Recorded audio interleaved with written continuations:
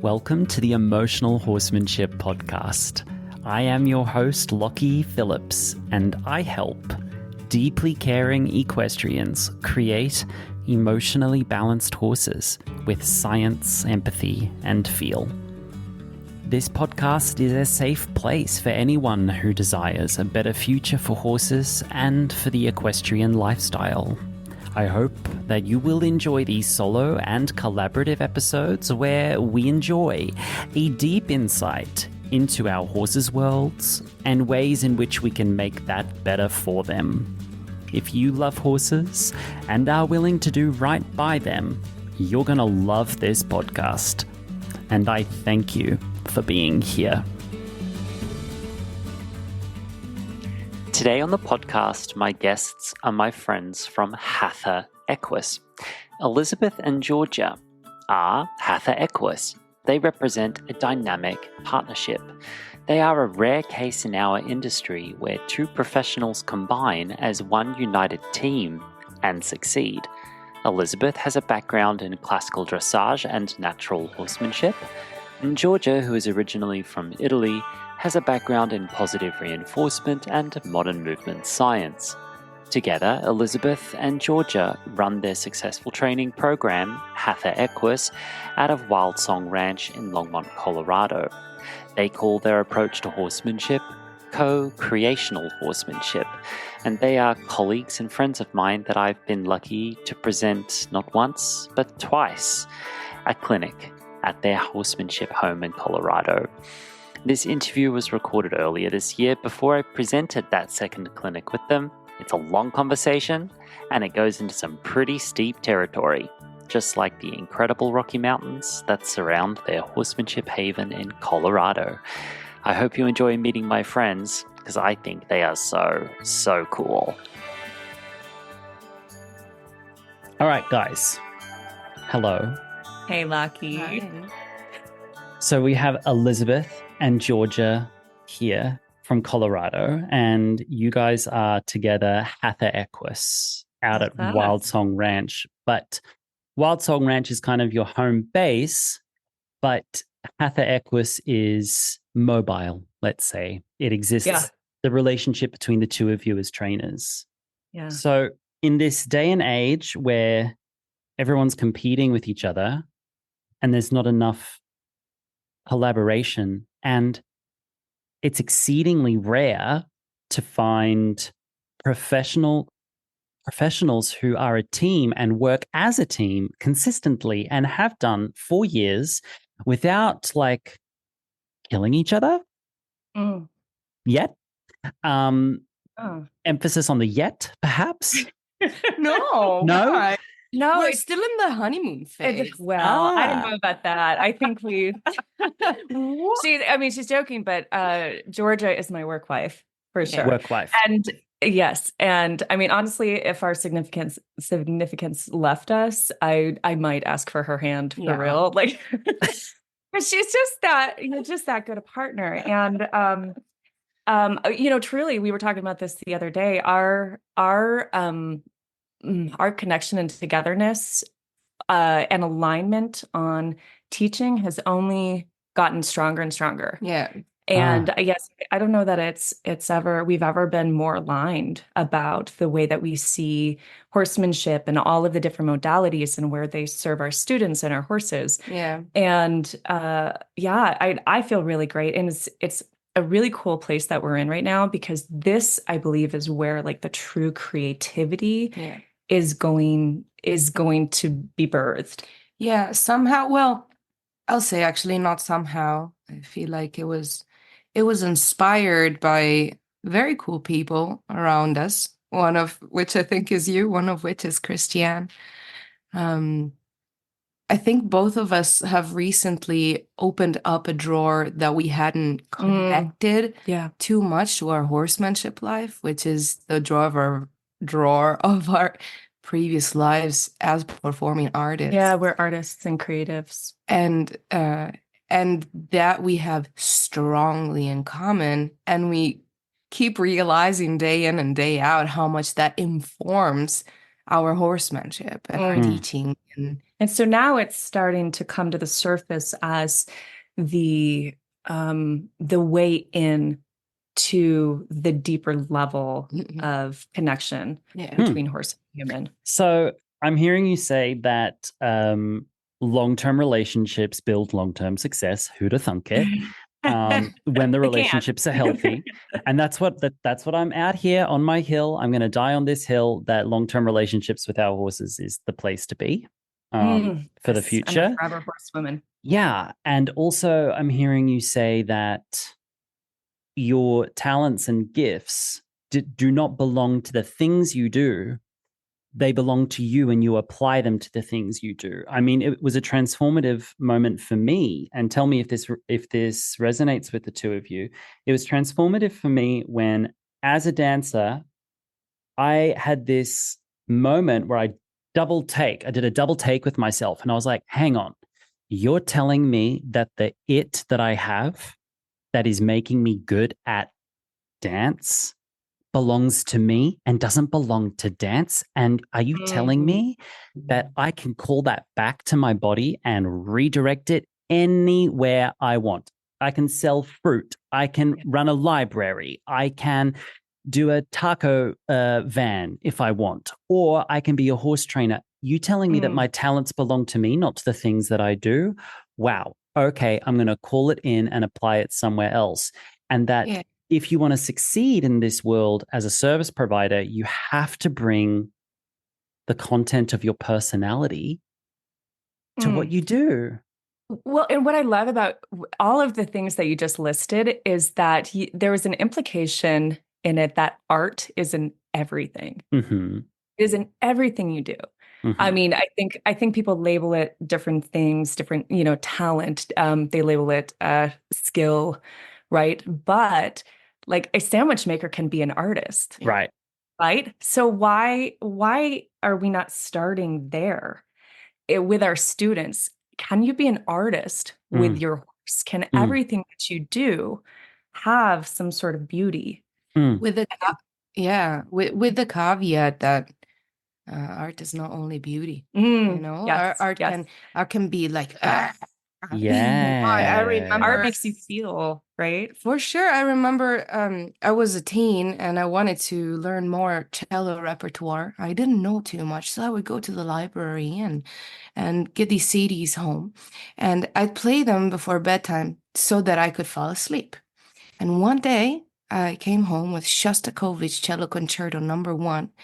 Now, if you're a listener and you don't know who Shostakovich is, he's a composer who lived during the regime in Russia.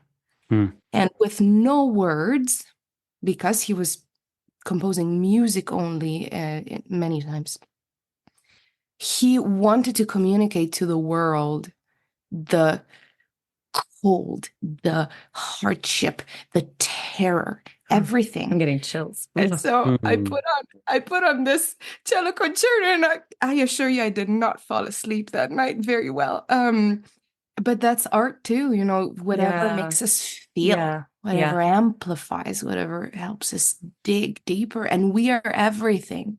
We're not just beauty and smiles. We're that too, but that too, not only. I'm so happy to hear you say this, because I've been trying to gently lead people away from this Disney adult understanding of horsemanship, that it needs to be like rah, rah, rah, shake the pom-poms, let's have fun. But it can also be all of it at the same time. Yeah. Like our horses can, in the right container, with the right approach and the right context and the right relationship, which is a lot of things that need to go right, but it's possible that a horse can look at you, shake their head and say, fuck that. And you can go, cool. And you can be with that at the same time. And that doesn't constitute a failure. It can constitute a success. I'm going to allow us to bookmark that thought, because both of you are champing at the bit, ready to gallop in that direction with me. But Excuse me, Lucky. We are bitless. We don't need it. a bitless. Oh dear. We're I already got chomping at cancelled. the air. I already got cancelled. There you go. There you go. No. Disclaimer: we're not inherently against bits. Oh, right? so you've got to We'll say get to that. both. You've got to say Yes. both. Okay, Yeah. right. We just don't ever have a reason to use them. And, That's the social media hellscape we live in. So Oh, Elizabeth gosh. Yeah, right. and Georgia, Hatha Equus, please tell us one by one or together who you are, what you do, and how do you do it. I will start. Let me start, and because I know with two of us, it's this will be a long podcast.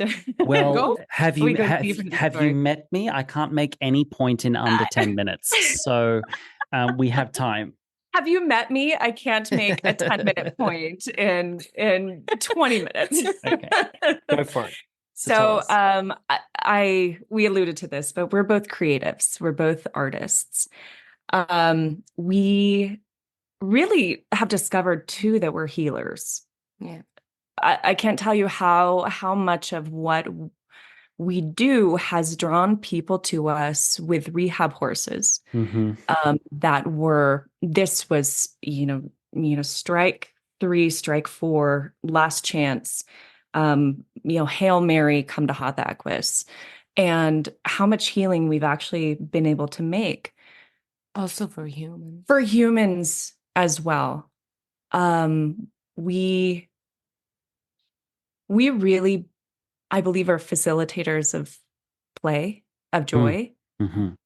And at least for me personally, we have to start there when people come in. There's so much fucking toxicity in the horse world that people come to us and don't feel judged, feel seen, and are told, you don't have to ride your horse. You can have a joyous relationship. Your horse is fucking incredible, and you are fucking incredible. I don't care what anyone says. I don't care if that horse shows or can perform or has good conformation. It's perfect. It's incredible. Yeah. Taking ordinary, quote, and I'm using quotes here, ordinary people on ordinary horses and helping them feel and see themselves as extraordinary. Yeah, because they see themselves as ordinary is the thing. That's right. Because they've been told. Yeah. Indeed. So, and Thank Georgia you. has this really, thanks for asking the question. I love these softballs that Lucky lands here. But Elizabeth, you used to be prior to horse trainer and horsemanship coach and ranch manager and Yes. woman of all trades, one woman band. It's like in high school, I won the award for one Renaissance woman. There we go. In my senior year, of jack of all trades. Yeah, there you go. But I got my degree in acting and directing. And then decided I did not want to pursue that route because that would take me further away from horses. Right. And I thought, well, maybe I could do, because I love performing, maybe I could do equestrian performance. And so I went to, I thought it'd be a great idea to get really good at dressage. So I found a really high level trainer in the FEI, who was an O judge, and did some pretty formal dressage it actually wasn't all that long. It felt like 10 years, but it was probably only a year and a half actually. But long enough. I went from 0 to 60 and in that time, and then needed to just cleanse from that world. You needed to dip. Dip in, I'm a dip out. Bye. Yeah. In, out, bye, shower. And I thought I was going to go to Europe and literally join the circus, they've got some incredible, equine performance troops there. But once I saw what a horse's life was in a stall, with, maybe an hour of turnout, maybe twice the size of its stall, I felt really strongly I had to get into a place where horses could be horses. And so then I went to Denmark and studied with Klaus Hempfling for a month.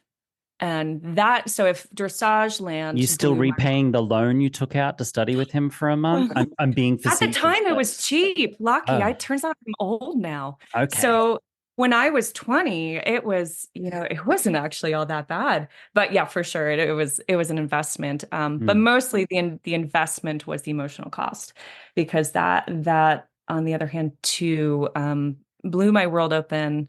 It's like there were two ends of the spectrum. Dressage, land at the highest level and seeing the belly of the beast of FEI from the inside out, and then going to Klaus Hempfling, and both worlds judging each other. And I didn't, for several years after Klaus, I did not know how to take a step forward.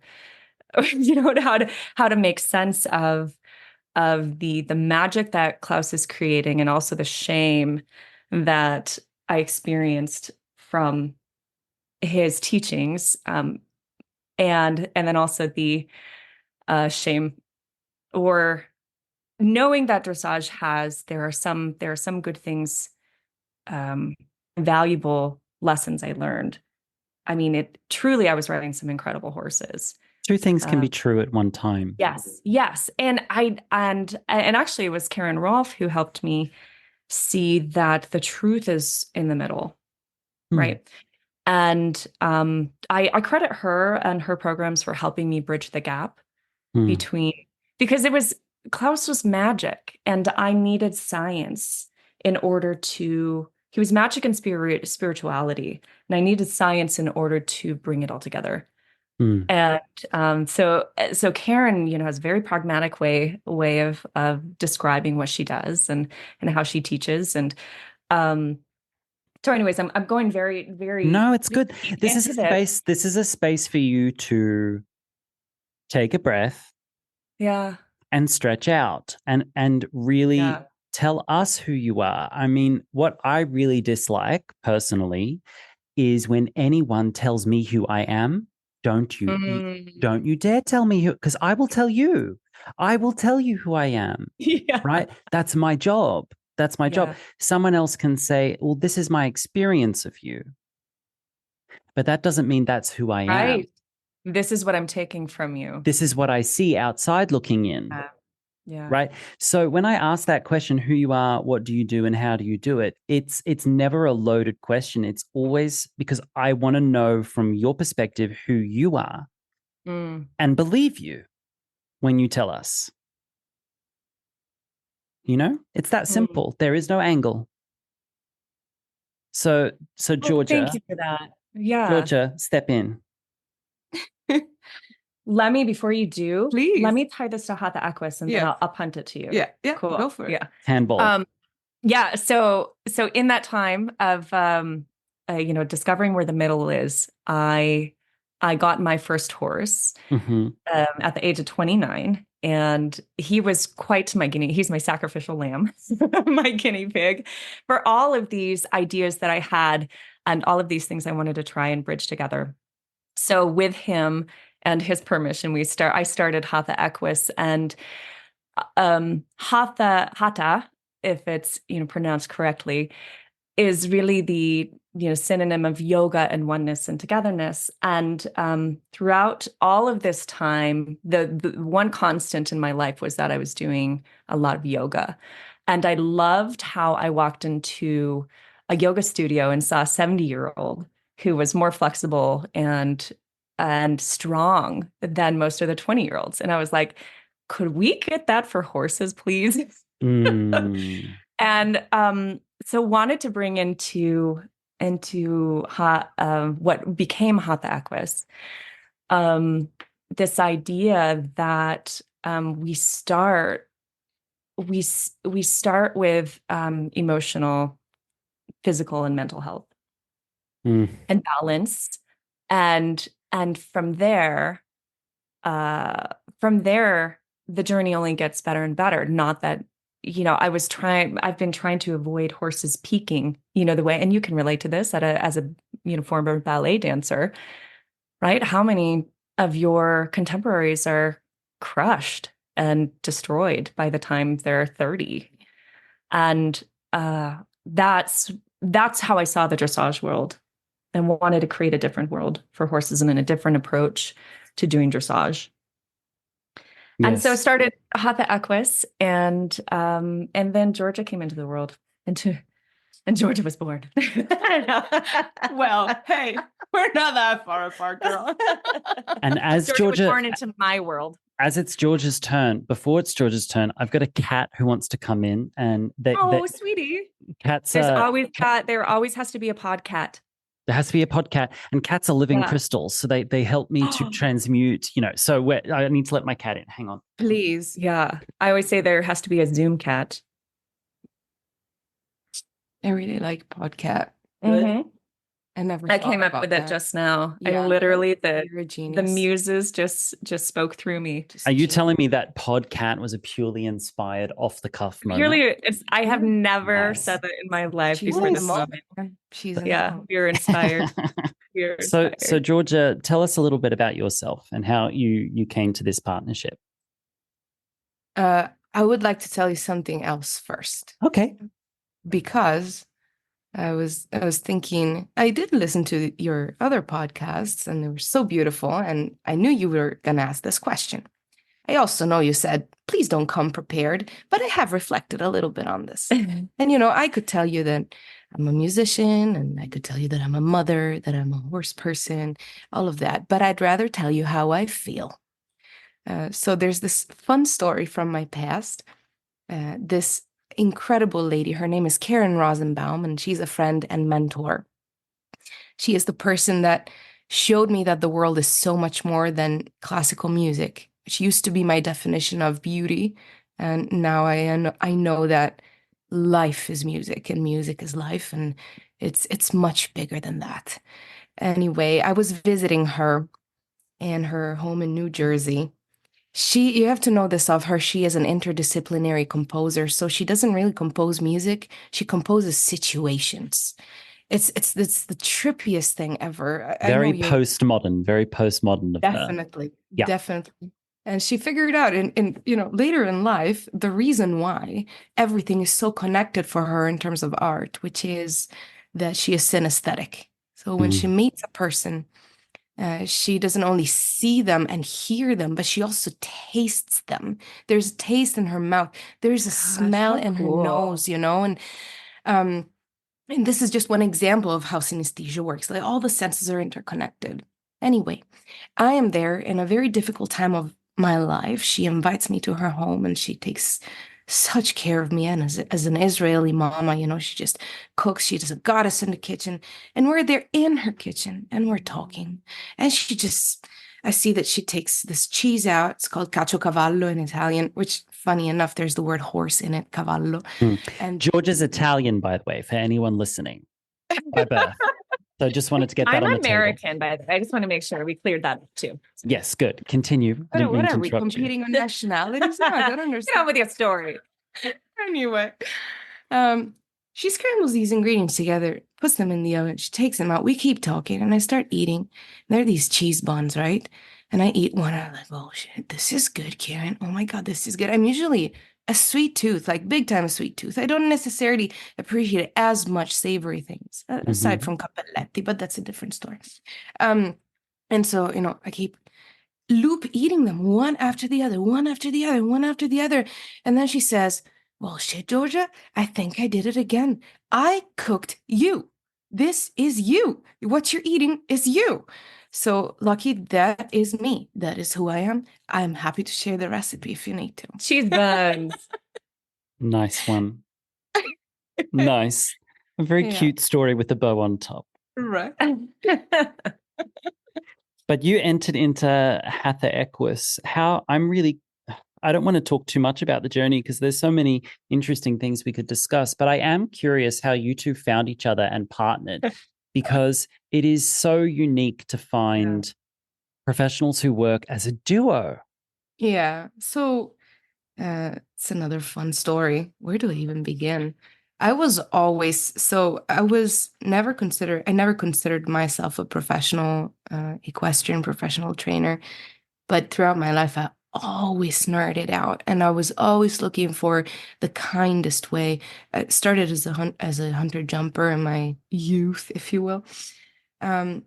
Even when I was, in the middle of New York City, being an arts manager, Carnegie Hall, and all of that, I always studied remotely, with the latest video. And in California in 2014, that's when I moved there. I started volunteering at every rescue that I could, and I found this one in particular, and then another. And in that one, there were a lot of Mustangs. It was run by this incredible woman. She has she's a serial Mustang rescuer. She would always go take the 3 strikes and 1 strikes and just adopt them. And then reliably, the right person would show up for that one Mustang, right? That was me for mine. Sombra was little. She was probably 2.5, something like that. So she was my first combo of a few things. First young one who was a Mustang, who had never been started under saddle and just gentle. She was just gentle. And still, that was a work in progress. Now, in that time, Mario, my husband, and I moved to Colorado. And I was eager, though I felt quite confident in my skills.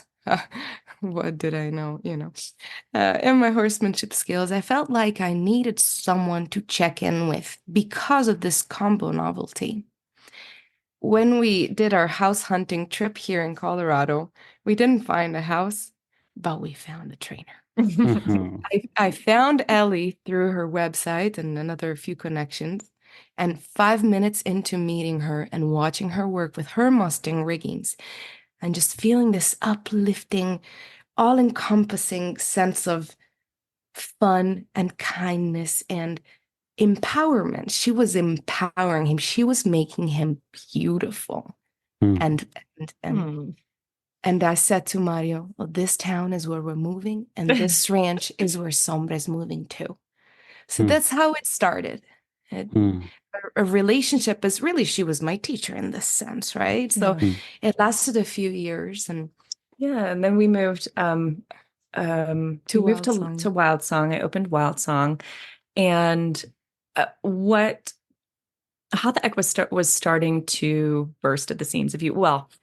I was running a ranch and teaching, and I actually started feeling I was feeling my students pulled to needing some more positive reinforcement. And at the time, I had not taken the time to do a deep study into the methodology. Everything I did with positive reinforcement was really experimental. Intuitive. Yeah, exactly. Well, instead, for me, I had taken the time because when I was pregnant with my first child, Mari and I decided that I wouldn't ride. Sombra was still quite inexperienced and a little wild under some points of view. I had a bad fall the previous year, and so I said to myself, you know what? That's just fine. I'll just do 9 months of Liberty. We'll be badass Liberty team at the end of these 9 months. And mind you, at the time, I thought that natural horsemanship was it, and it was the kindest thing out there. And that's what I mastered. At least that was my effort to master it. That turned into 9 months of tragic, me feeling completely alone and she being completely uninterested, just showing me the finger. That was frustrating enough that despite my aversion for everybody telling me, no treats, no this, no that. I wasn't one of them, by the way. Oh, definitely not. Definitely not. Just my preconceptions, is that the right word? Yeah, you did. Nailed it. Go. Yeah. In my head. And then I just delved in. And the first time that I told her, I did a consent-based training. I think it was fly spray or tacking up, whatever. And I let her know that she could start me off and shut me down whenever she wanted. I have never seen her that interested in her whole life. All of a sudden, the game was changed. And so I dived even deeper, and Ellie was seeing what impact that had on her. I was watching her from the wings, and and going, oh gosh, and you were sharing stuff with me too. Yeah. And I was, I was trying to take notes like, okay, what was that? What was that term? Yeah. So, Georgia was helping just kind of in passing, helping me improve my description, giving me more terminology, giving me more conceptual stuff that matched up with my intuition and was helping me help students in a way where I could now teach it. But I just felt as though we needed someone to open a positive reinforcement branch of Hatha Equus that could go deeper into it, because I couldn't take it all on. And so I pulled her aside one day and I asked if she would like to start a course and teach with Hatha Equus. And I told her, give me 24 hours to get over the shock of you asking, and then I'll tell you yes. And then I did. So the universe wanted me free. I had just resigned from being the executive director of a symphony orchestra. It was a very toxic environment. So I was free. And Mario kept telling me, you should do this profession. I was like, what are you talking about? I'm not enough. I'm not this. I'm not that. And Ellie says, well, that's the beauty of being a team, that nobody needs to be perfect because we just complete each other. And that is so true. Yeah. Well, and since then, since you joined, it was really incredible how much she has helped shape Hatha Equus and bring it into an entirely different place and form that I hadn't even imagined. I saw the dream, right? I saw that Hatha Equus needed to be named Hatha Equus instead of Elizabeth's training, because I felt as though what I wanted to bring to the world was bigger than me. And here was a beautiful human that I connected with on a friend level, on a deeper spiritual level.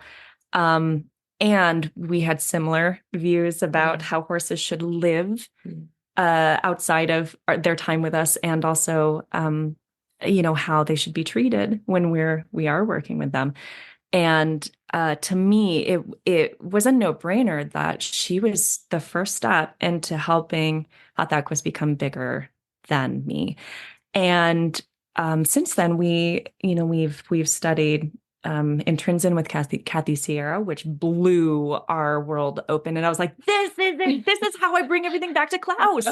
This is the freaking science that I need to explain the magic that he did. Yeah. And she helped me also structure our beginners program and our orientation in a way where we could really, we could stand in our morals and tell people, you want into this magic, this is the structure that you need to follow, and so we told people right off the bat, there's no riding for months until you've earned your trust with the horse.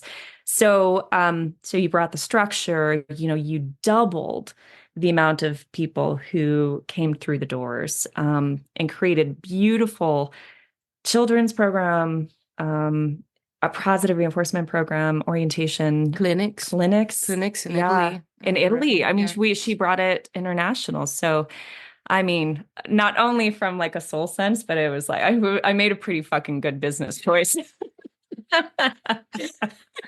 And so I've been at your ranch, and I've been lucky enough to have been invited by you guys to do a clinic. And this was September 2022. And we've been trying to get a clinic going since then, and it's taken until like this year that we could actually get it together. So it was a year and a half to get it together for round 2.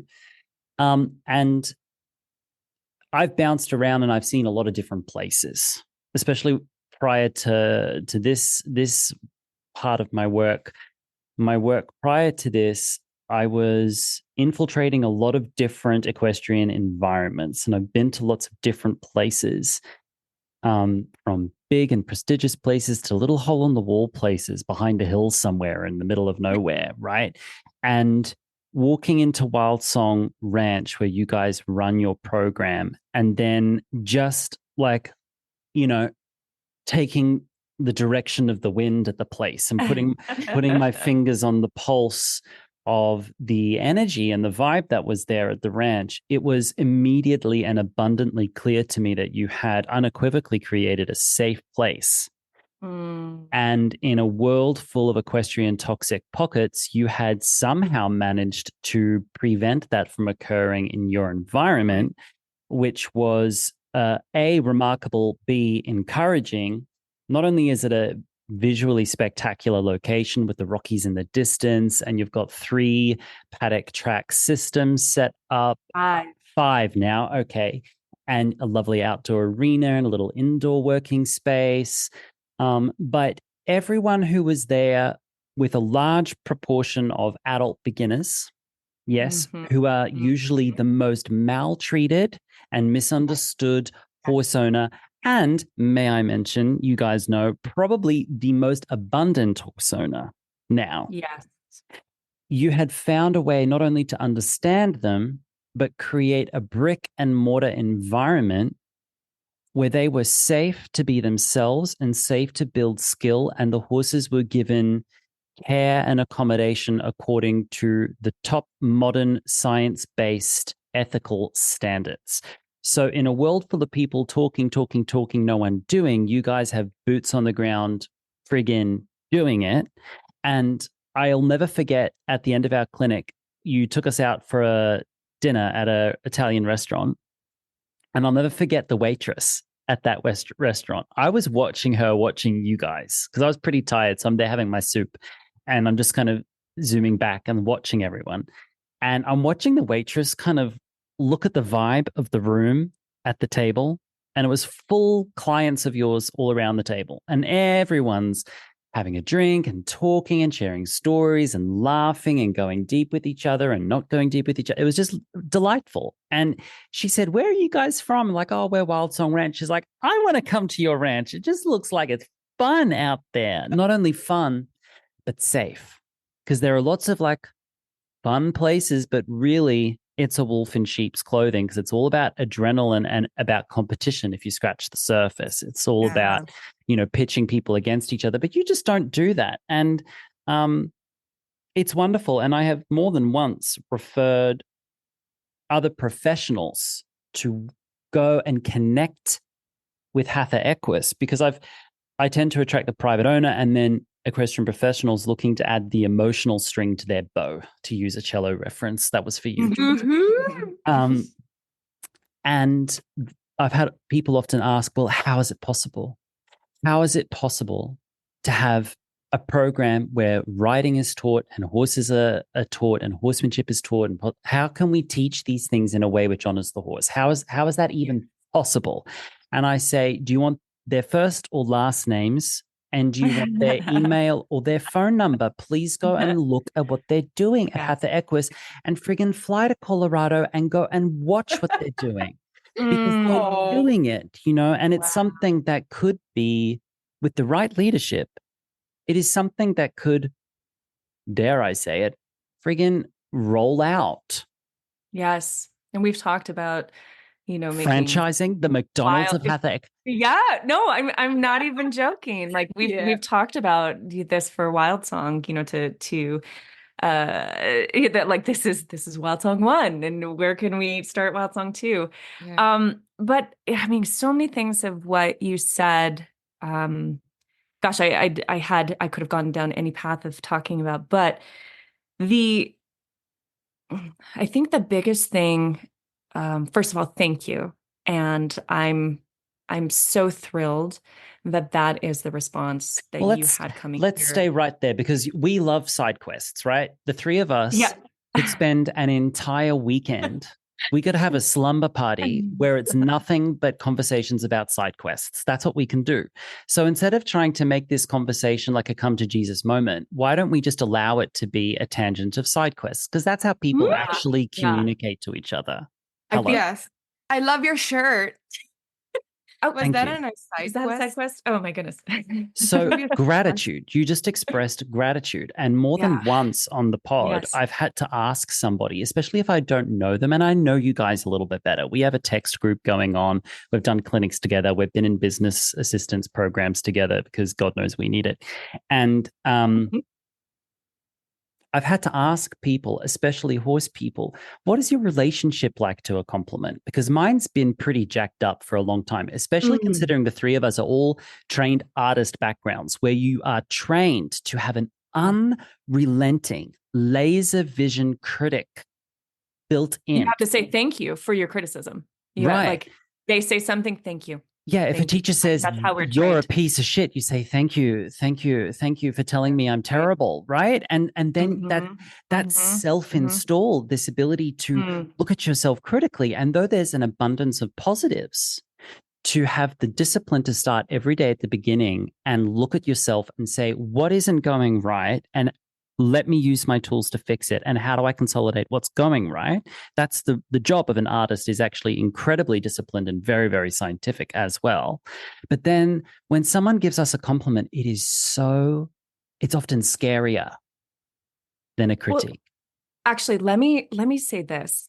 I think my thank you actually came from the place where, and perhaps it was some sort of recognition of validation, but we had such a challenging year in 2023 at this ranch and in Hatha Equus, because what I think I was starting to say was, it's become so clear how protective we have to be of the core values that we have at the ranch and of Hatha Equus.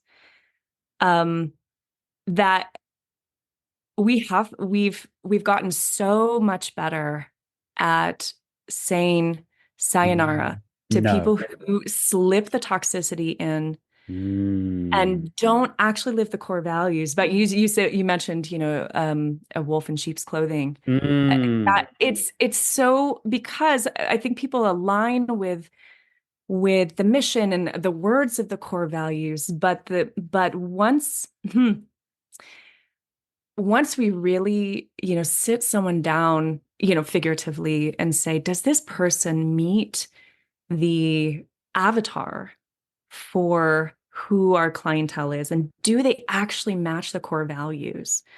As closely as possible? And nobody's perfect, right? But are they recognizing that, are they recognizing their own shortcomings of integrity, of humility, of selflessness, etc.?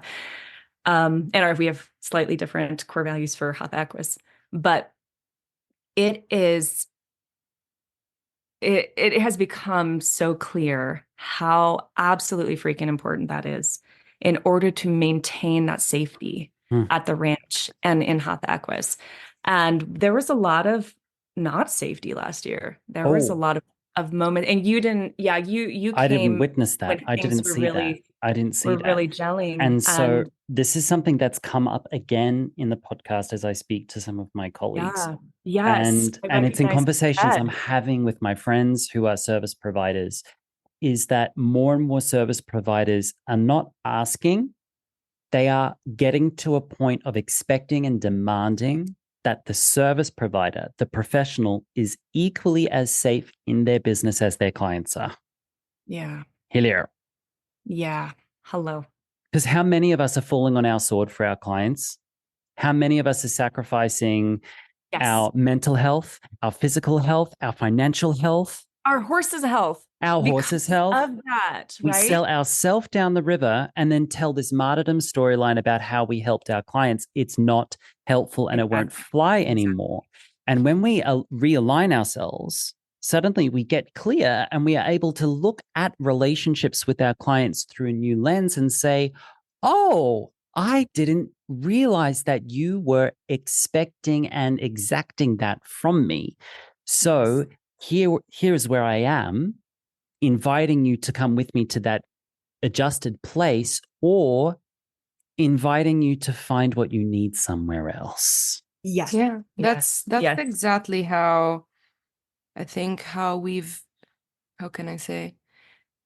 Stepping into was the first step, our own truth, stepping into our own truth. Yeah. And then just holding on to it. Of course, it's a fluid concept because it's constantly redefined as we learn more, which is our commitment to ourselves and our horses and our students. So, you know, core values are core values, but there's always an evolution. But us sticking to them and referring to this truth that was true for us at any given point in time, such as I have a student asking, "Yeah, but why haven't I written yet?" And me saying, "Well, how's your horse feeling in your presence? Yeah. Have they consented to you hopping on yet? Have they given those signs? No. So that means that your journey on the ground is longer now. And I can tell you right now, we've lost so many students from that. I've been there We too. weren't the right program for them. Yep. I am not gonna let a student on a horse until the horse consents to it, and that's our work to do. But and the, you know, to that point, the evidence, English is my first language. Evidence. That is now the title. It's going to be a brand of candy. Because all my podcasts have a feel to them, so this one feels like evidence with evidence. I love it. Hatha Equus. Sticking. Patent. TM. That's an Evidence LLC. There's a merch line. There's a baseball cap. Right. Yeah. Yes. Okay. Yes. Anyway. Where was I? To your point. The evidence of the tiny little compromises that we made to let certain borders in, to let certain borders behave a certain way for a certain time, to let certain students in. That is what led to this this tiny undercurrent of imbalance and toxicity.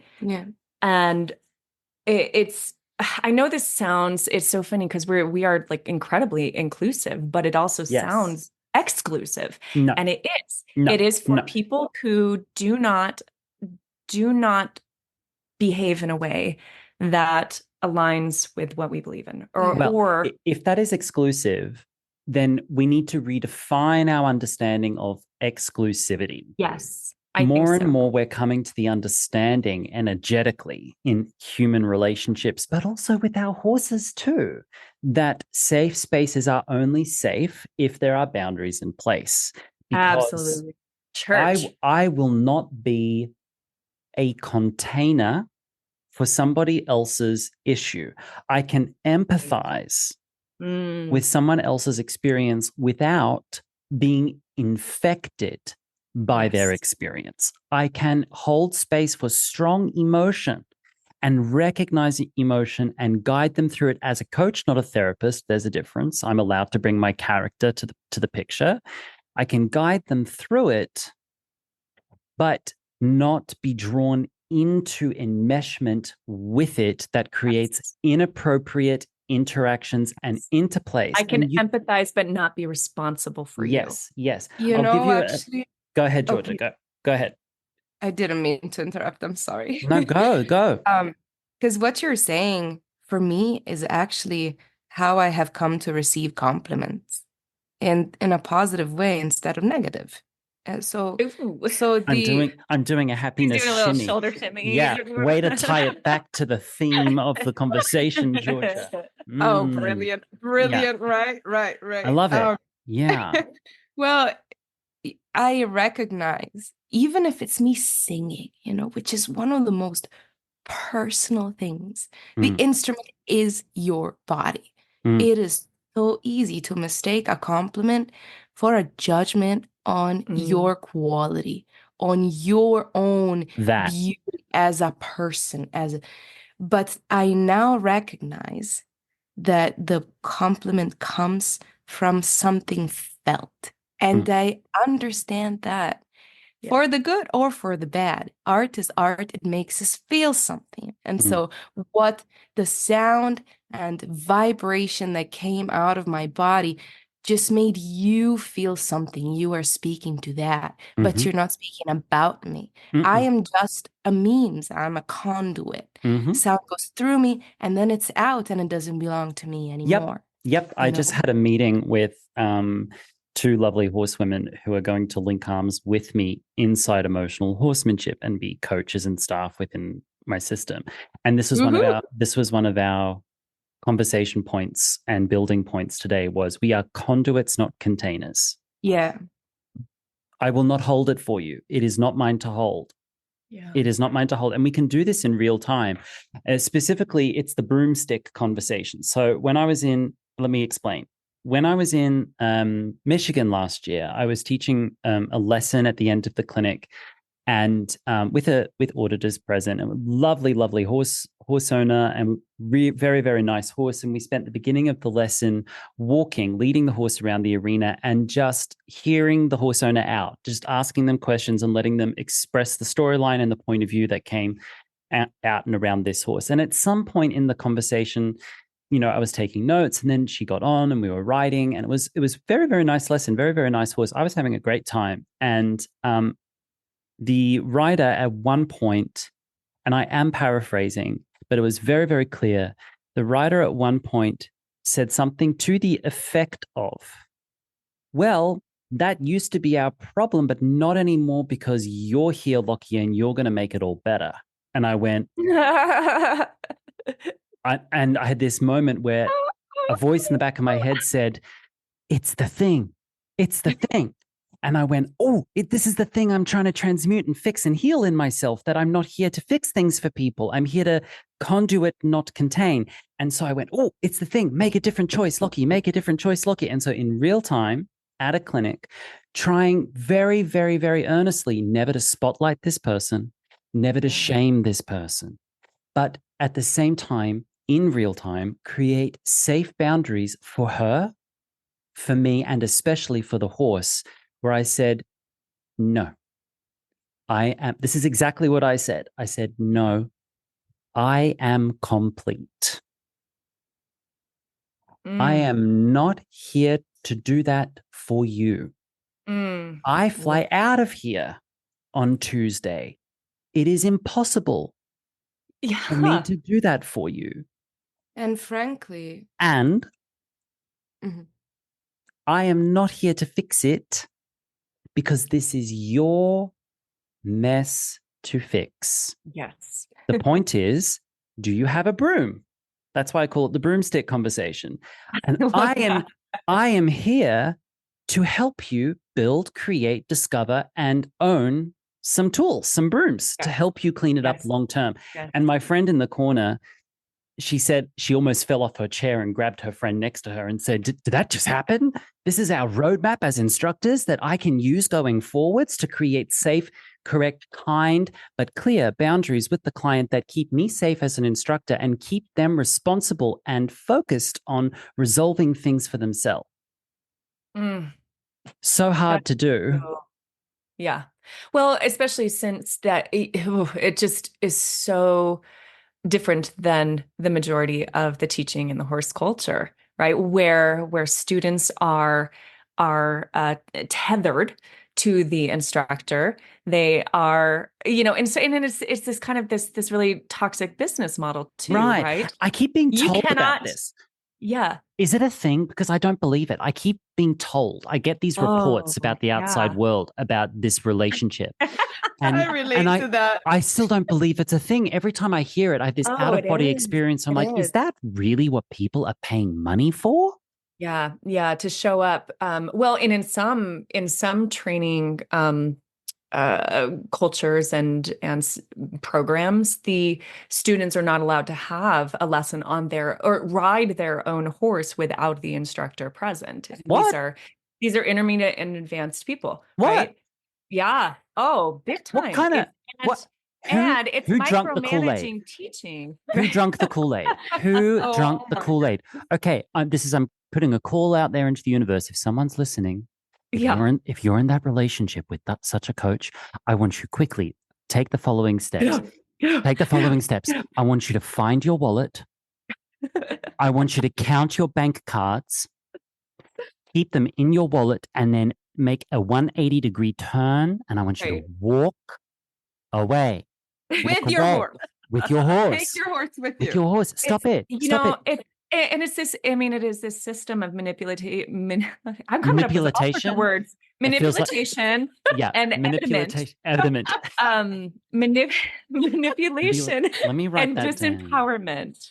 Manipulation and disempowerment. And so and that's honestly one thing I love about Karen Rolfe. Like when I found her, I was like, she's letting, well, even the Pirellis, for all of their, all of the things that, people get down on them for, they at least empower people to do stuff on their own, right? Because they're putting their teachings out there for you to learn on your own. And I'll add one more to that. I think for me, it's don't ask me, ask your horse. You know what? I'm going to teach you how to read your horse like an open book to the best of my abilities. Yeah. And then it's not about, can I pick her feet? Is she good with the settle? We'll ask her. If you know how to read the early signs. Yeah. Then you'll never need a trainer again. Well, I within reason. I'll revisit that. We always need trainers. Trainers need trainers. But it becomes a different kind of relationship, a much more flat relationship where it's not the guru dictating to the gum underneath their shoe. It's this relationship where two human beings come together to put two brains on the situation of the horse, because it takes a village. I think you need it's a team. We call it the team, right? We need at least 15 human brains over the lifetime of one horse to create and produce a spectacular. The vets, the trimmers, the trainers, the body workers, but here's it's crazy, Lockie, because and I think you know this, there are people who whose businesses are very horse first, right? Who still have this system of, oh, you cannot do anyone else's system but my system. That's insecurity. That's insecurity, and it's a difficult line to tread. And it's a lack. It's a belief in scarcity, and instead of abundance, right? That there's, if you do not sign with me and me only, then I am at risk of not having enough people. Whereas like I truly believe you should go and study with as many people as you can. Yeah, and I think this kind of speaks to your super early question in this podcast too, of how are we a team that supports each other. It doesn't matter if I'm going to clinic in Italy because I'm going with my family anyway and we're making ends meet like that, because guess who I'm going to be speaking incredibly amazingly of when I'm clinicking in Italy? Well, Ellie, because she and I complete each other. So you know what, guys? If you need a lesson in biomechanics, I am complete. Oh, for sure. So are you. And that's why this marriage works, is because I'm complete, she's complete, and then we are complete. But I get what you're saying. Yes. Yeah. We understand. And you need more in-depth biomechanics talk. Well, guess who's gonna come in the next round to do the next round of clinic here? Elizabeth. Because that's not me, and that's not, so it's just everyone is different, and it's so inspiring and needed to hear different bells, we say in Italian. I'm translating. The bells are never alone. Yeah. It's a very, very lonely place to put oneself as a professional to try and meet all of the needs of all of the people you work with.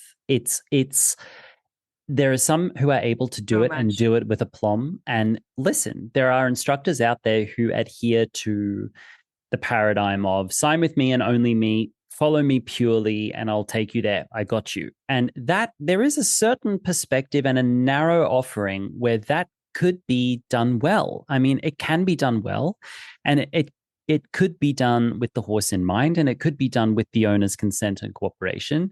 But we must always make sure that the rider and the human who actually owns the horse and pays the bills is always in a position of agency and choice. Yes. And that's what makes a difference between a cult and I mean, we've all been there. We've all been, right. I mean, I've spent my time in horsemanship cults. And as soon as I acknowledged that, it was like, oh, check, please. Time to go. Time to go. Thanks so much. And I mean, in preparation for my own, I mean, I've never really sought out community, but I'm in a space where I'm creating it right now. Yes. And in preparation for creating community, my homework has been to stream documentaries and docuseries about cults to identify the pitfalls. And what I've come to the understanding of is that it's harder to not run a cult than it is to run one. That actually all you have to do is show up in the world with a unique point of view and the ability to help. And very, very quickly, like moths to the candle flame, people will appear.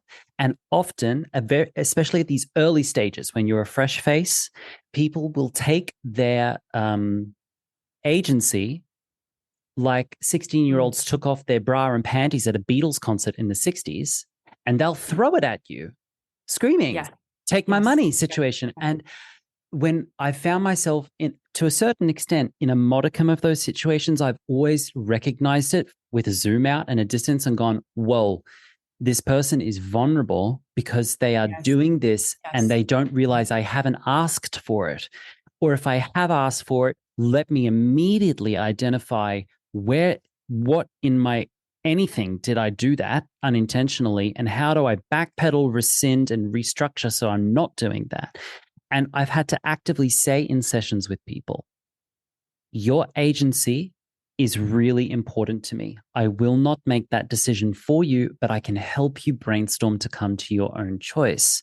And they get irritated and pissed that I don't choose for them. Do it for me. So much easier that somebody does it for you. There's so much work to be done in getting to the decision yourself. Yes, which is why I'm saying that it's harder to not run a cult than it is to do it. And it takes a lot of responsibility. And there would be a lot of equestrian professionals that either don't have the energy to recognize the machinations of this and they fall into it, or they're unscrupulous enough to just stand by and let it happen. Yeah. Well, cults are very profitable too, right? So it's we can make a living without exploiting people. I mean, you and I know that, and we need to be doing that because we've been too long at this place as an equestrian community. We've been too long at this place. You know? I think it actually, again, speaking to the thread of this conversation that you started, it's much easier to recognize little signals of this when you are in a team, because we practice this with each other. Right. Especially, sometimes I had that thought earlier too. Right. Like sometimes I see myself going down rabbit holes, and this is just my personality. Oh my God, this new thing exists. And she pulls you back. Everything and vice versa. Yeah. So there's really need a certification. Not all journeys need to be taken. No. And also just the simplest but hardest thing, which is not taking things personally. Staying in communication with each other. Whenever I remember distinctly, I will tell about the t-shirts. It's too funny. A few weeks back, we're so short on time always because we have so many dreams and so many things we want to accomplish. And Ellie texts me on a day and says, well, I dyed the orange t-shirts we had just ordered in March, right? Because I really didn't like the color. Look at how they came out. She was very proud of it. And I respond, so listen to my sass. They were ugly. They were road-coned orange. Not what I ordered. Anyways, go on. And I respond something in line with, well, gosh, you could have done something else with that time that you employed, like meaning that we had an impending funnel and website and this programming and the things that we were doing. So obviously that's a very abrasive comment. And I made a big assumption, lots of big assumptions before making that comment, right? And Ellie, with all her class and elegance, responds with a laugh, saying, well, how many minutes do you think it took me to do this thing? And plus, it was my day off, right? So it didn't even cross her mind to take it personally. She knows me. She knows that I get frustrated and cramped up a little bit about time and about this and that. And that's how and that laugh allowed me to laugh too and to realize all the assumptions I had made, to apologize to her, and we moved on. And that's just... that's a big one, I think. I love that you just brought that up. Levity is really important to me. That's one of our core values. That's one of your core values. That word, levity. I am a levity Trojan horse in the aspect that I don't lead with that. Because I'm coming from a different perspective and I have a different filter in place for the people I work with and what I do. But one of my low-key happiest aspects of my work is that I think humor is a really important teaching tool because people will always remember something if you've taught it with humor and with levity. But at the same time, humor and levity never has to negate accountability and responsibility at the same time. You can hold them accountable and then make them laugh, at the same time about it. Because if we don't, I remember apprenticing with a very, very, very, very, very fine writer who 90% of his practices were kind of life-changingly spectacular. And then 10 to 20% were indecently abusive towards horses. And I have very specific memories, which I won't go into here. But I remember him openly and covertly attempting to condition me, young Padawan, into seriousness, and that real riders are serious riders, and only serious people ride thoroughbreds, and thoroughbreds are for serious horse people. And what are you doing with that horses draft are not horse? serious at all. It was just like the most. It was just like the most egregious nose in the air kind of like false narrative aristocracy bullshit I've ever seen in my life. And it was sort of like the more miserable you looked when you rode, the better you were somehow, and the more serious they would take horse person. And I'm like, wow, the Anglo-Saxon need to flagellate the self is alive and well in the equestrian culture. The need to hang, draw, and quarter someone who steals a loaf of bread is alive well in the equestrian sector. It is there. It's the Roman Catholic, I am bad, I suffer to cleanse. So many projected to the horses, and the horses. People come with these traumas and this tension, and the horses feel it. Yeah. And it's, yeah. And I would watch him ride and I'm thinking, how's your life, mate? Are you all right? I just want to create an alter ego. I just want to take him out. I wanted to take him out to lunch and ask him, when did the pain start? Are you okay, honey? Is everything fine? Is everything fine? And no joke, his wife came to the yard one day with a black eye. Oh, no. And I said, what happened? He wasn't there. I said, what happened? She said, I bumped into the kitchen cabinets and I went, Oh, shit. Oh, so no. what he was doing to the horses, I expected it was happening in his personal life. So making levity of an extremely serious situation that this incredibly gifted, sensitive, skilled, dedicated, disciplined person, clearly in love with horses and with riding, and just absolutely devoted their life to riding, harbored so much pain and spent so much time looking for containers to put their pain. I've never quite forgotten that. And I have a nose like a bloodhound to sniff that out in people when it shows up in an aggressive format or when it shows up in a imploding format, people who implode with anxiety and self-shame, and to sometimes firmly ask them to stop it and offer a redirect into something that builds them up rather than tears them down. Yeah, well, and the horses just magnify so many of our pains. Or they hold it. Yeah. And it's interesting. I like that you said you're a Trojan horse of levity. I think we might be a ticker tape parade of levity. You're not a Trojan horse at all. You just walk right up to the castle doors and you're like, hi. Literally, if we can just get everybody just to start playing, stop taking themselves so seriously. Look, there are absolutely things that we need to be serious about, in order to keep ourselves safe. And we don't take that for granted. Like we really keep that in mind. And depth is equally important. Absolutely. We need variety. I mean, you guys have me there for a reason, right? You wouldn't have me there if you weren't into all this as well. Absolutely. Well, and the contrast makes all the difference, right? Because Yes, it does. I think the best movies are the ones that have you laughing your ass off in one scene and then crying. Right? Those are the ones that give you really space to be human. Correct. And that's what we try and do. Can we hold right there? One thing that I've acknowledged in other professionals that always makes me feel a little unsafe is when they are completely expressionless and unflappable. They're just like this.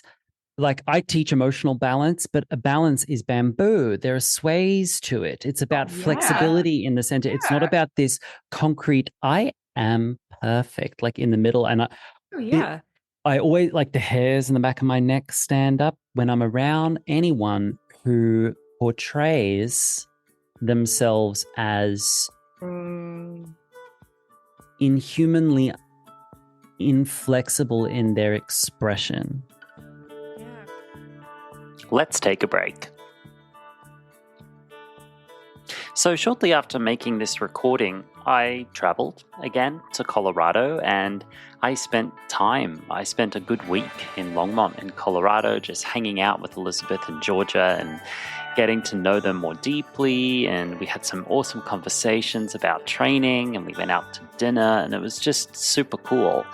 And then we geared up for my second clinic at their barn. And to my surprise, one of their friends offered to film the entire clinic, the first 2 days. You can actually go and watch this recording. I have it available. It is published. I have nothing to hide. I'm very proud of my work, and I'm very proud of my collaborations with awesome folk like Giorgia and Elizabeth.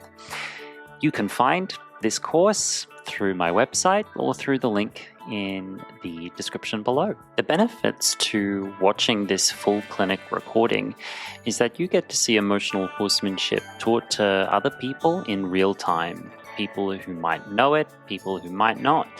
You get to see how this plays out in real time in front of a community who are interested in receiving it. Be able to learn some of the techniques for yourself and even get a practical understanding about how to apply them yourself at home. If you'd like to go watch the entire clinic we did together, I very much warmly welcome you to go and check that out.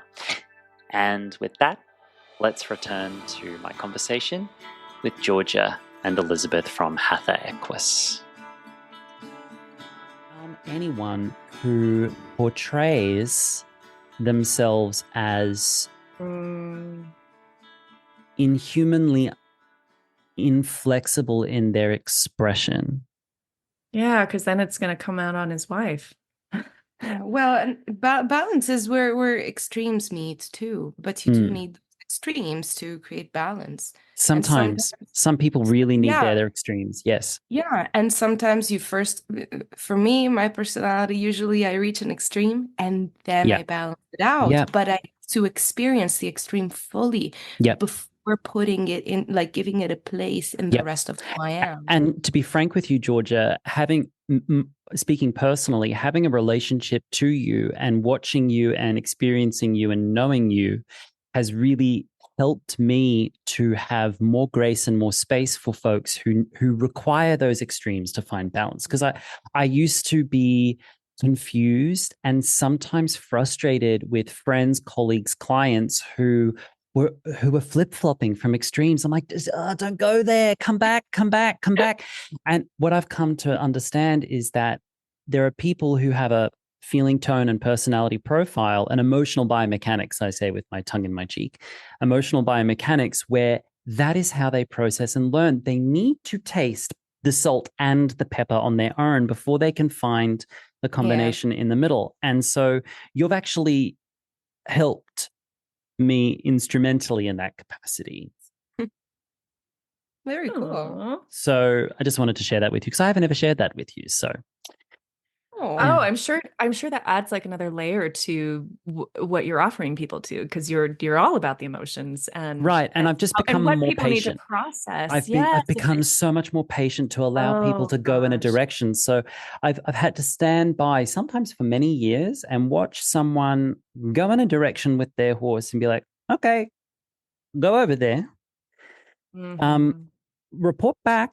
I'll give you the breadcrumbs if you need them. I'll say follow the sound of my voice. Come back, come back, come back. We'll give you the trail. If you need that journey, go on that journey.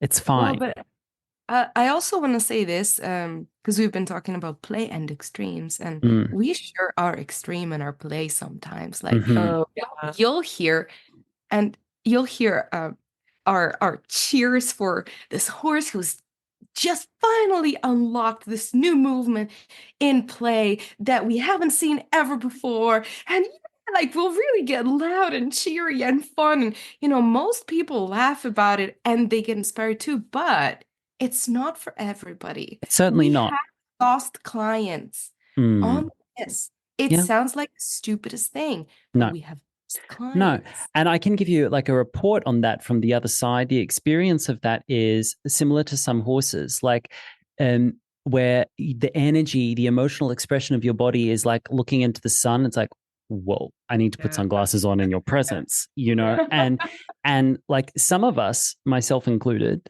have experienced very intense lives where our dopamine and adrenal systems have revved at max capacity, but we Yes. haven't been safe when that happened. So our body had the handbrake on at the same time. And so what Wow, happens that's a is good if analogy. if we experience hyper-adrenalized, too high anything, we can have almost a nervous system collapse or autoimmune response. Do you want to go a little bit deeper there? Because I've got a story that will make your hair curl. Please, this is very interesting, actually. So, um, thanking everyone in advance for their patience as I tell this story. It's one of the most egregious stories I can report from my dancing past. When I was at school in Zurich, there was a girl at the school. I will leave her nameless. I will leave her anonymous. I'll pick a name of Sarah. Her name wasn't Sarah, but let's say Sarah was at the school. She was also from Australia, and she was probably one of the most gifted dancers I've ever come across. Naturally, she had the facility, the body, the everything, the background. And the teachers, the irresponsible teachers at my academy in Zurich, and I can call them irresponsible because I participated in a 18-month investigation into allegations of child abuse. And I can report that my testimony, which was over 2 days, was instrumental in making sure that they were fired forever and would never come back. So I can actually say that they have been found by a Swiss law firm to have participated in illegal abuse of minors at the school. And so I was never seen as a favorite at the school, and they already put enough pressure on me. But Sarah was seen as a favorite. So the entire pressure of the school was on her because they relied upon her getting a great job to leverage the school into a position of an international academy of prestige. And for a dance academy to be seen as prestigious, they must produce high level students, exactly the same as the horse industry. So, anyone listening, draw the parallels and replace Sarah with horse and rider. And we're talking about sport riding scenarios often. And so they would do things like personally call directors of Vienna and arrange a private audition for her. Meanwhile, I'm on the blower, like calling people, begging to get auditions. They would just lay out the red carpet for her, then drive her to the airport, pick her up from the airport in their private car. Very inappropriate for teachers to do this. And so they were just putting so much pressure on her. She used to have meltdowns because she couldn't get her triple pirouettes. She could only do a double. Oh, like sweet. meltdowns, like tantrums. She also, in my experience, was a very grating personality for me to be around. She was often behaving in an entitled manner and a spoiled brat kind of manner towards me and my friends. And so I didn't like her very much because she was just rude and mean. She was a mean girl. Anyway, she ended up going into the career and I lost contact with her. Flash forward 8 years later, I get a message on Facebook from Sarah. Hey, Lockie, how are you going? My first thought was, ugh, what does she want? I bet you she's coming to Poland because she's auditioning and she wants a sofa to sleep on. Hadn't written to me in 8 years, right? But as soon as they need something, right? So there was a bit of a narcissistic undertone to this personality. But she came and she stayed with me in Warsaw. And when I saw her, the vibrant, healthy, attractive, bright-eyed young girl, young woman, had been replaced by a shell of her previous self. She proceeded, I'll abbreviate. She had a series of extremely intense experiences in the career, from pressure, from joyful experiences, like the dangling the lure of extreme prestige and success right in front of her nose, put together with huge pressure and expectation of the world behind her, plus injury, plus casting she wasn't ready for. She just had very, very intense life. And after a team of psychiatrists and psychologists had spent 3 years with her understanding her symptoms, and I'll explain her symptoms in a moment, she told me they had unequivocally tied her symptoms back to the intense experiences she had experienced in the career and at the school. Her symptoms were that she hadn't slept chemically unassisted for about 5 years. So she said that she showed me a little bottle of liquid. I don't know where she got this liquid. She said she got it from her doctors in Switzerland. She said, where can I put, she presented 2 cups of water and she poured this clear liquid into the cups of water. And she said, when I drink this liquid, in 20 minutes, I will be unconscious for 4 hours and I will wake up again, whereby I go to the fridge, I take the other cup, I drink that entirely, and then I'm unconscious for another 4 hours and then I wake up again. And this is how I've slept for 5 years. And I go, okay. She says, where can I put these cups where your cats won't drink it? Because if they drink it, they will die. I went, you can just put them in the fridge. I don't know what it was. I'm not saying it might not have been prescribed by a doctor. I don't know. She said it was prescribed. And she said, I have to tell you and I have to inform you because you're here with me, but I have the potential to have these seizure episodes. She said, if I experience an emotion too strongly, I have a seizure. I said, okay. I said, what do I do? She said, make sure I'm safe and it'll be over in 2 minutes. Everything will be fine. And so we were sitting on my sofa and I was telling her stories about Marianela Nunez, who's like the best ballerina in the world. And I just shared a gala stage with her and she was amazing. And I was telling stories to Sarah about Marianela Nunez doing 5 pirouettes and finishing on balance. And we all like fell off our chairs and like screamed at her like, diva, like you're amazing. And Sarah started to laugh at this story and feel joy at the story that I recounted about this dancer.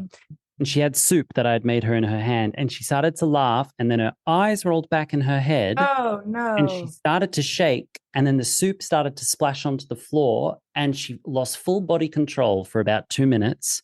And I sat there and watched her have this nervous system collapse in front of me. And then she came to and she was kind of groggy and she apologized profusely. She said, I'm so sorry. I'm so sorry. I'm so sorry. Now, take in mind, I didn't like this person when I was at school. Yeah. But I thought, poor Sarah. Dear heart. Poor Sarah. She says, I can't have sex. I can't fall in love. I can't go out to dinner. I can't share jokes. She says, my nervous system has been completely fried my goodness. by the intensity of the experiences I have lived through and survived. She says, my life is destroyed. Yeah. Now, she did not get a job in Poland. And it would have been tempting for me to say, serves her right, because she was pretty mean. She was a mean girl. But I didn't. I went, you know what? No one deserves that. No one deserves that. And when I've met horses that have these catastrophic, unexplainable meltdowns. And then someone then recounts to me the story of their life. You saw the abusive training Cesar Parra was doing to horses in Florida. You saw the videos. I heard about it. I didn't see the video. I have active clients in my business who own horses who have been in that system or similar, and that horse was there for 10 years exposed to such stuff. And when this horse has a meltdown, all I say is, I believe you. Yeah. And I will not try to change you. Yeah. It's too much. Well, even dear Sarah, the meanness came from a place of hurt. To a certain extent, yes. But when I say that this person had a mean bone in her body, I really do mean that. She did. It was there. It was clear. No, like I'm not saying she was a bad person, not a bad person, but this person did have a mean bone in their body. It is true. You know, that story is so interesting because I remember, I mean, we had a call, you and I, not too long ago, where we discussed a very similar thing, much more surface, about adrenal fatigue. And since that call, I have been, it's been on my radar. And I've actually started working with a few horses in a slightly different way, with a slightly different approach, because it made total sense to me. Especially, I have a former polo pony in our program. That'll do it. Yeah, holy cow! The things I've heard about the polo industry, and this is where, again, coming back to like calling in the right people and being absolutely so clear and non-negotiable about what we are willing to do, what we're willing to accept, and what you're willing not to do and not accept. Not to do and not to accept. Yeah. But bless her heart, this owner is like, we can just hold the space in the arena for this horse for whatever. We do not need to push it. Because I described to her about how I really think that we need to completely reset her nervous system. And for some horses it is, Georgia, the woo, let's go, rah, rah, rah. that is it triggers. It brings them alive. For other horses, it exhausts them. It's too much. And I actually can viscerally feel it. I nowhere near experienced the level or intensity of that you experienced in dance, but certainly you've had your share, all right, Ellie. I discount sure, but at least I have enough experience as I can relate to that sense of exhaustion in the performing arts. And where my mind is going here and my body is coming back to that emotional versatility and emotional plasticity, where if we just corner ourselves to just represent mostly one emotion, then we are so incomplete as beings and as facilitators for others. Couldn't agree more. Right? That's why art sometimes is that extreme fun. Art sometimes is extremely dramatic. Art sometimes is not extreme at all. It's a Pollock painting, okay? Sometimes it's a Pollock painting, and sometimes it's those white canvases where you're like, I could have done that. Exactly. It's just nothing. It's John Cage. Are you familiar with postmodern? Yeah. Oh, you and I talked about it, actually. We did. Like, yeah. For who's listening, maybe you don't know him. John Cage is a badass revolutionary in the postmodern era of music, 1900, middle 1900s. 60s, yeah. 60s, 50s, yeah. Yeah, and he composed this piece, among many, many others, where he was like playing bathtubs, okay? Like... wackadoodle stuff. He used to throw a bag of ball bearings into a grand piano and then play it to see like the chaos. And sometimes some of his music is horrible to listen to. No one's turning that on to jam. No one. But that's not the point. That wasn't the point, right? He had this one piano solo. It was 4.5 minutes or 4 minutes 20? 4 minutes and 33 seconds. 4 minutes, right? 33 seconds. He had a piece called 4 minutes and 33 seconds where he walks on stage, sits down at the piano in front of with people in the audience and opens the piano and throws his tuxedo back, sits at the piano, and then he turns empty pages for 4 minutes and 33 seconds, then plays not a single note, closes the lid, stands up and bows and walks out again. Yeah. Love it. But that is sometimes the type of art that you need to make with a horse on a given day, on a given week, on a given month. Sometimes they need to know nothingness in order to know fullness, Yes. And there's that. But if but then again, if we are only that 4 minutes, 33 seconds piece, and we don't know how to play Brahms or the Romantics or right. so incomplete. And then the horse isn't seen, right? Exactly. If they're not seen for the actual emotions that they do experience within that entire range. Yeah, because they evolve too. And if one day that's the piece they need, the next day they might. That's what I was about to say. And it's the next about day again. being able to feel what the horse needs. And more, that's where I'm arriving to is the observational skills and empathic skills and the boundary skills required to sense in real time, what does this horse need right now? And also, what do I need right now as the horse person? Because in a postmodern horsemanship era, too many horse people have said, okay, firstly, I'm a piece of shit. I need nothing. And then they have a broad spectrum fawn response over their horses and formulate their entire personality as a horse person around a fawn response. And it's radical for a horse person of that manner who is trying to exact an apologist regime onto their horse to apologize to their horse for all of the traumas done on all horses everywhere. We call it atonement horsemanship, trying to be a demonstration for ways that I am apologizing for things I never did to you and maybe that others maybe did to you. And meanwhile, the horse is there going, whenever you're ready to just be with me. Honestly, that's what I felt when I came back from Hempfling. Yeah. Right. And it took me years and years to see it. And I feel like one of the first things, I loved your post the other day. You kind of got to this like, no, the horse has things that we need to work on too, right? It's not this idea that like, oh, it's all me and it's all me. I was like, hold on. No, they have their own inner life. They have their own things they need to live, learn. And in order to be in this human domestic world, which all horses that we work with have to be, there are things that they need to learn to. Yes. It is not all on you, person. Yes. And I found that because I've spent time at the camp of The Horse is the Mirror. I spent a long time there, went really deep into that camp. I might have even been at the Mirror Cult camp where no matter what the horse did, my trainer, who had so many positives to him at the time, and I really credit a lot of my evolution to him, no matter what I did, I was gaslit to say that it's because you have emotional problems. And it was just like, oh, hang on a minute. But I'm sure that the horse is also a creature who isn't a black box and brings their own thing.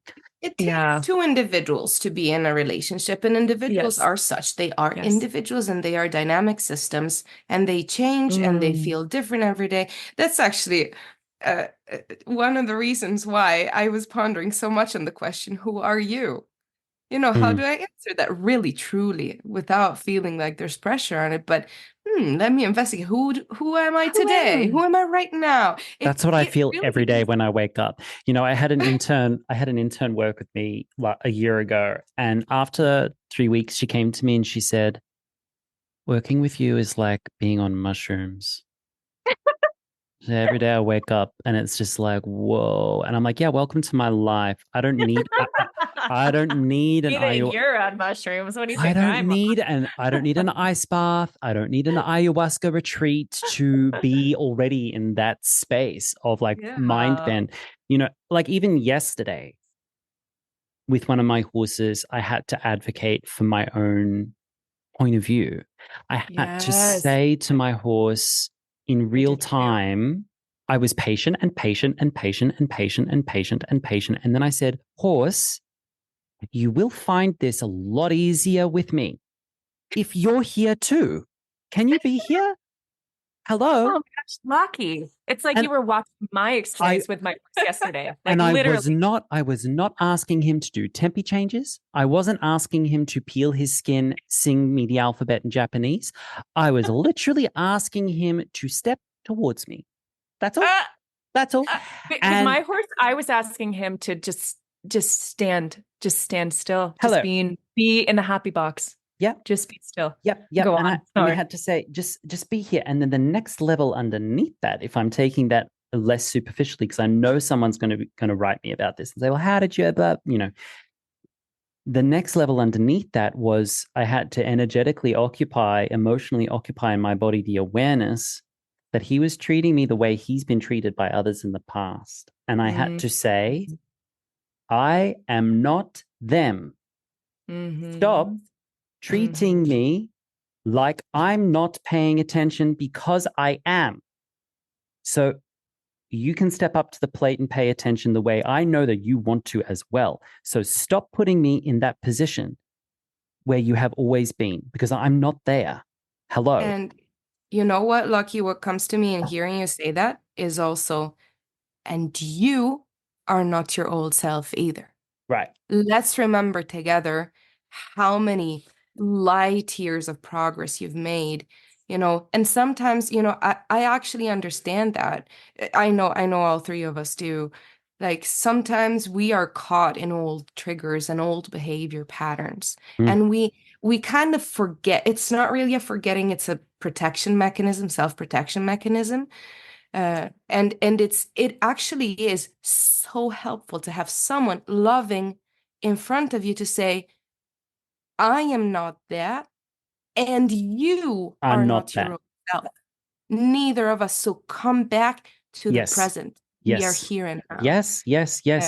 And that's somewhere that I've had a lot of evolution as a horse person, thinking that horses were in the moment always, and kind of putting them on a pedestal that way, and to discover that's not true at all. Horses can be so appreciated you writing about that the other day.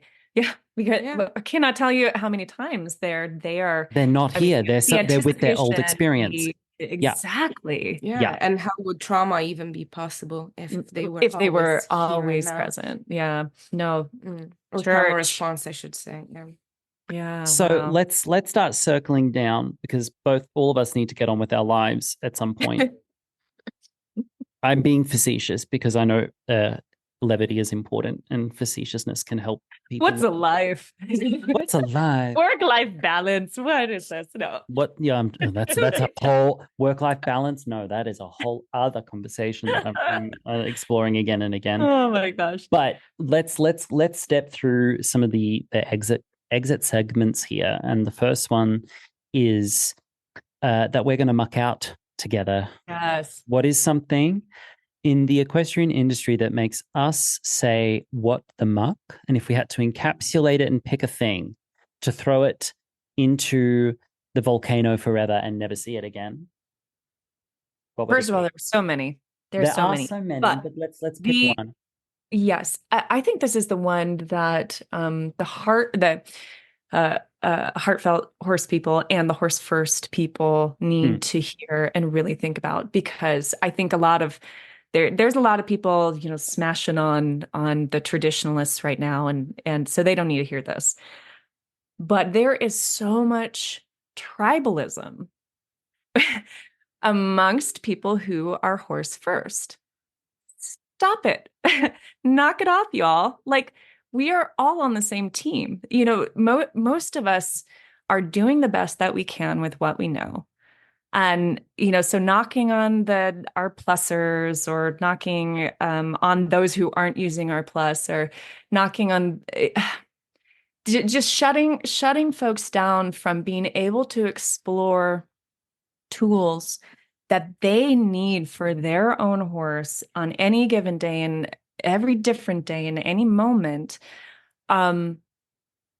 It's just one thing that drives me freaking crazy is when we get these horse first people that just have almost more judgment than any other pocket. I of the agree with you. I will add here, if I may, that there is a big difference between judgment and critical thinking. And one thing I would Yes. like to muck out is an Thank absence of critical thinking and I the presence love of you judgment. putting that on there.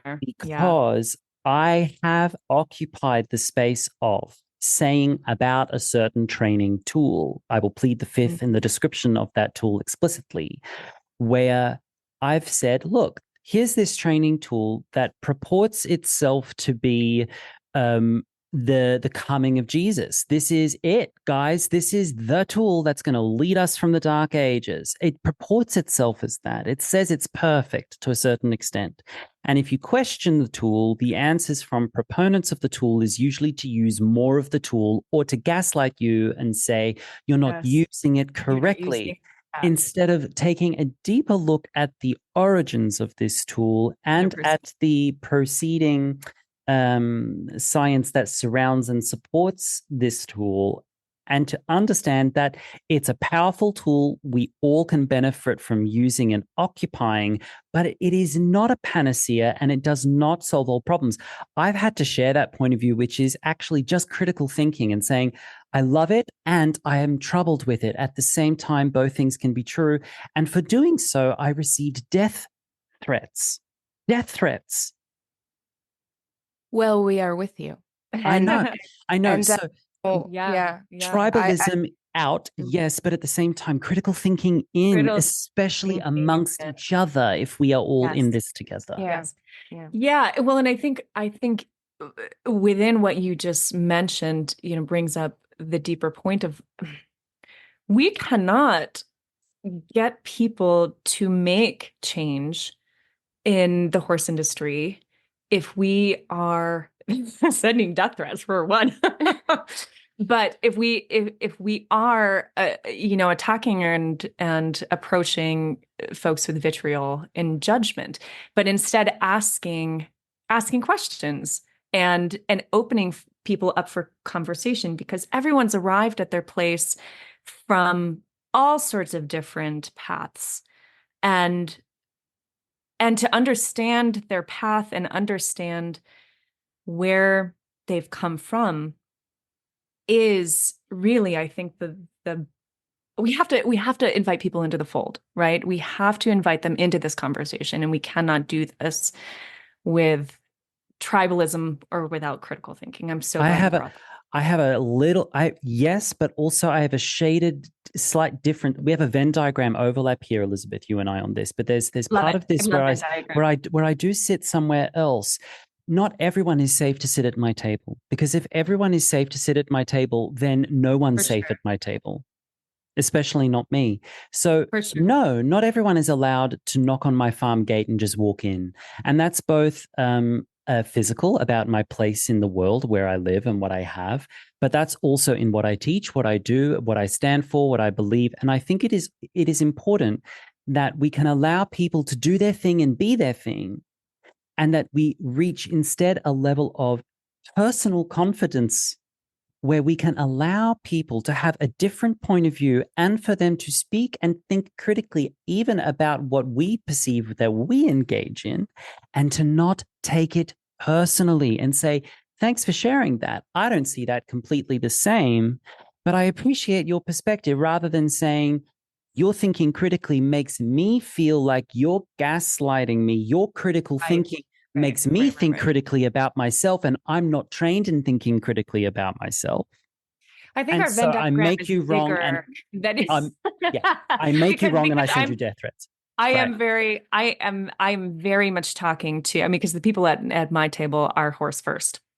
If you're not willing to put horse first, then we don't have much to talk about. Like, if it's you first, if it's not that we can't have dreams and pursue things that bring us joy. Absolutely, 100% together with our horse. There are people out there that are 100% about me and ego, and it's my success. So in saying what you said, there is the implied, already existent understanding that you don't even does a fish know it's wet? Does Elizabeth even talk to anyone who isn't? I'm like, excuse me, what? Like, where are we? Right. So that's a really interesting. Yeah, but we have seen, even in our own little community, Wild Song, where it's like, there's very, very few people who arrive here who are not horse they just first. wouldn't be interested. There have been at times, and I think we've kind of squished that where, people are like, oh, well, this methodology is better, and this one. And I'm like, stop that.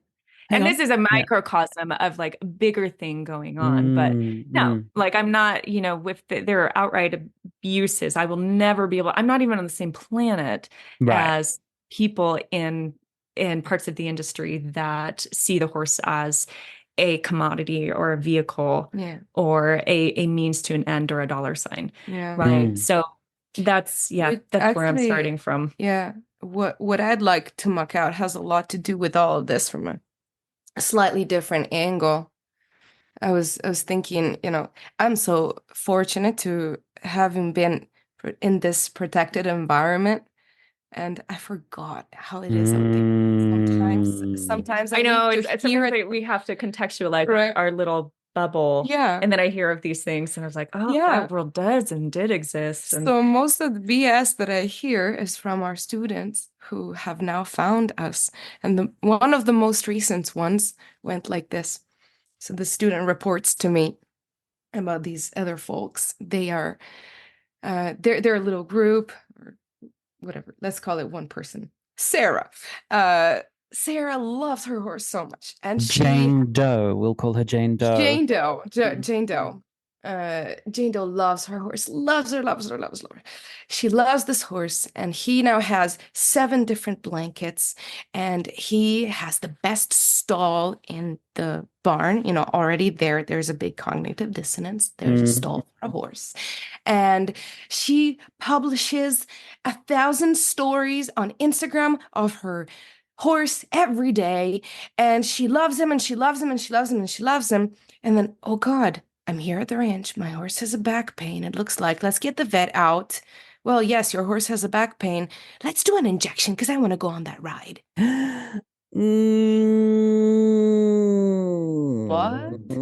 The incongruency of loving the way you want to love versus just loving. Loving.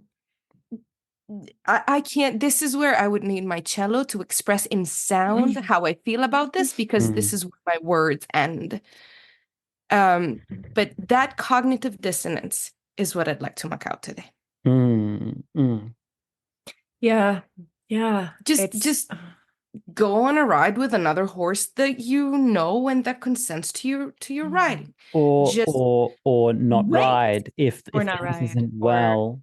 If we're using an injection of steroids to remain in the dark about what caused the back pain, so that we can continue extracting our hobby from the animal, that's when we all need to just pump the brakes, take a breath, and just think one detail a little deeper about this, because sometimes 1 + 1 does equal 2. We're just not pressing the equals button. And that's not to shame someone who's made that choice or been in that position, because I will add that a lot of veterinarians back this up, and there's a lot of God worship and hero worship of our veterinarians. So often a veterinarian's first job is to protect the horse, and a lot of veterinarians get it. They said, well, I'm not a trainer. I can't fix that. There's bigger issues here. So they just say, look, let me just offer an injection so that this horse just doesn't feel the pain. Right. And that's my best way that I can serve the animal. There's a reason why veterinarians as a career have the highest rate of suicide out of any career known to man, because they see often the worst side of humanity exacted upon the animals. And it's crazy because do no harm, the doctor, the doctor motto, vow is, I don't know if it exists in the veterinary world. I've actually never asked, but there's a lot of vets actively doing harm. Some of the surgeries that they're asked to do, even just bobbing a horse's tail or Yeah. Yeah. I wouldn't even send my deepest beloved animal for a colic surgery if they recommended that. I wouldn't put them through it. Yeah. I wouldn't put them through it because I've seen the back end of that. Keeping them alive for who? For what? To what pain after the fact? For what? And that's a whole other conversation. But I so agree with you, Georgia, that this selflessness blended and mixed and held at the same time with awareness that we have needs and we can advocate for them, but at the same time still remain selfless. That's another definition for me of emotional balance. Okay, so let's step into next little segment here, and I'd like for you guys to try and encapsulate how you are contributing to the tides of change that are currently sweeping the industry. And if you haven't looked into what's happening in the cosmos, whether you believe that or not, things are heating up energetically and ramping up, and they will continue to get more intense over the next 2 to 3 years and in the unforeseeable future. A friend I know who's much more in tune with these things compared to myself said that the Earth is about to come out from behind the clouds and we're about to be in the sun, so to speak, like our position in the universe right now. And we're about to be hit with energy of an intensity that we haven't yet seen. And so the tides of change are coming. And how are you contributing to them or riding them? Pun intended. First of all, I don't know if you can hear the cowbell in the background, but that's one of our wonderful clients calling her horse. Anyways, It's recall. She rings the cowbell, and he comes from wherever in the mile of paddock paradise. Just smart, it's home. smart.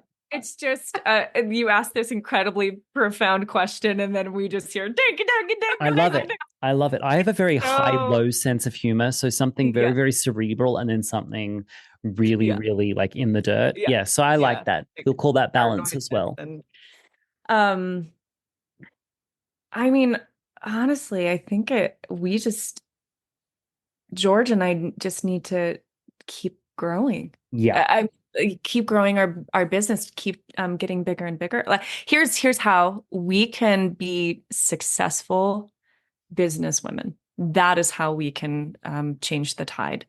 Because I think what we have to offer aligns with what the horses need, in the same way that what you have to offer aligns with what the horses and the humans need. And I mean, my biggest reason for wanting to have Hatha Equus be as big as possible is because that's how I can reach the most people. That's how we save, quote unquote, could help the horses for hopefully millions of horses. And we'll keep growing, right? It's not that, but I agree with you when you say, again, in a selfless, removing any ego from it. We have seen how, we try to facilitate in terms of togetherness, human horse togetherness has changed lives of horses and humans. And it has made them shine brighter in the galaxy, and there's such an empowerment to it that can only bring positive change to the world. So I agree with you in that sense. Of course, keep growing as horsewomen, horse people, as humans, and that's it, but also growing the business where it can impact more people and horses. Stay the path. That's what I'm hearing. Stay right where you are, because you have been contributing to this. And as business women in the equestrian industry, I'll throw this hat into the ring. You guys know, and I know too, the table is tilted. The game is rigged against you just because you are women. And that is so fucking stupid. I don't understand it. And unfortunately, because I am a man and I also contribute to the industry, just because I am a man, gay, but a man, the table is tilted in my direction. And that is dumb, because I would much rather be valued for the content of my character and the outcomes that I can procure than be valued because of what hangs between my legs. And so, however I can help you and help any horsewomen to counteract that table tilt, I will do so. I'm even optioning in my mind, low-key, never having another man on this podcast and only making it as a place to celebrate women. Because it is true. Like, any man and his dog can put his shingle out and say, Joe blows horsemanship, and he will have clients. But you know something. But if Jane Doe's horsemanship could be right next to him doing better, and won't have clients. And that is so stupid. And it's even stupid considering that this is the accountability piece. Please don't hate me or cancel me. Women are the majority of clientele. So this is internalized patriarchy that we all need to weed out. So I'll muck that out. Everyone start supporting female equestrian entrepreneurs. I appreciate you saying that, but I'm not afraid of it. I'm not, like, you say you like that the challenge. Challenge accepted. But I honestly, Lockie, I think you're also not giving yourself credit too, because I think if you, well, I hope we'll never know, because this is a universe in my mind. If you were a woman and you were still saying all of the things and standing in the truths that you are presenting to the world, I still think you would have an incredible following. That's very kind of you. I have a very complicated relationships to compliments, so I'm just going to breathe through that. We talked about that earlier. I'm just going to breathe through that. But I'm cognizant of the fact that if I was heterosexual doing the same thing with different clothes on, I'd be in a different place. I'm also cognizant of the fact that if I was female doing better than what I am now, I'd be in a different place. I'm cognizant of the fact that aesthetics still plays a part in our industry, whether we like it or not. And I can only play ball with that to a certain capacity before I feel like I need to take an energetic shower, because I just feel ick with myself. You know what I wanted to say about that too? And this just might be the naive part of me speaking, but I am certain that I went through situations like these many, many times during my musical career, artistic career, arts management career. But I've always been so oblivious to it. Or maybe I unconsciously just set them aside and continued the path and stayed keyed on the outcome, what I wanted to bring to the world, what I wanted to accomplish. And so somehow, with this weird attitude that I've embodied, I just don't think it's held me back so much. Yeah, I also, one of my favorite books is The Obstacle is the Way. Have you love read it? That? Yeah. Have not read it, but embody that awareness, because my life has been an obstacle. Yeah. It's pretty short. But it just the title alone, I was like, okay, good. Don't need to read the book. No. But it's I stand by that, and I think we are. I think if Giorgia and I continue to be authentic and to continue to hold the boundaries that we hold, and just grow our core values, I think we will continue to attract those who identify. You will be with successful. Us, you will always be successful. But what I'm saying is that the keys to this world have been held by middle-class, middle-aged white men for a long time now. Okay? Okay? And many of them are magnanimous enough to reach down and pull some people up. Many of them are. But still, they hold the keys. And every time they reach down to someone, it's a power move and a flex on their behalf. And all it does often is just reinforce that same power dynamic. Understand that you two have a skill set, a track record, and a history of a level of quality and success whereby if you were in a different body, in a different skin, doing the same objective stuff, there will have been keys presented to you, doors opened and opportunities laid at your feet that you currently might not even have the awareness that you've missed because you're too in love with what you're doing. And I love that about you. But power dynamics are insidious and they're bullshit. And it's important that we see a thing as it is. If it looks like a duck, walks like a duck, quacks like a duck, it's a duck, not a swan. So when we see these same old power dynamics play out again and again and again and again, know that that's the game we're in. That's the game we're in. And the keys to this industry are held in true fashion, according to what I just mentioned, by a number of individuals who have those keys.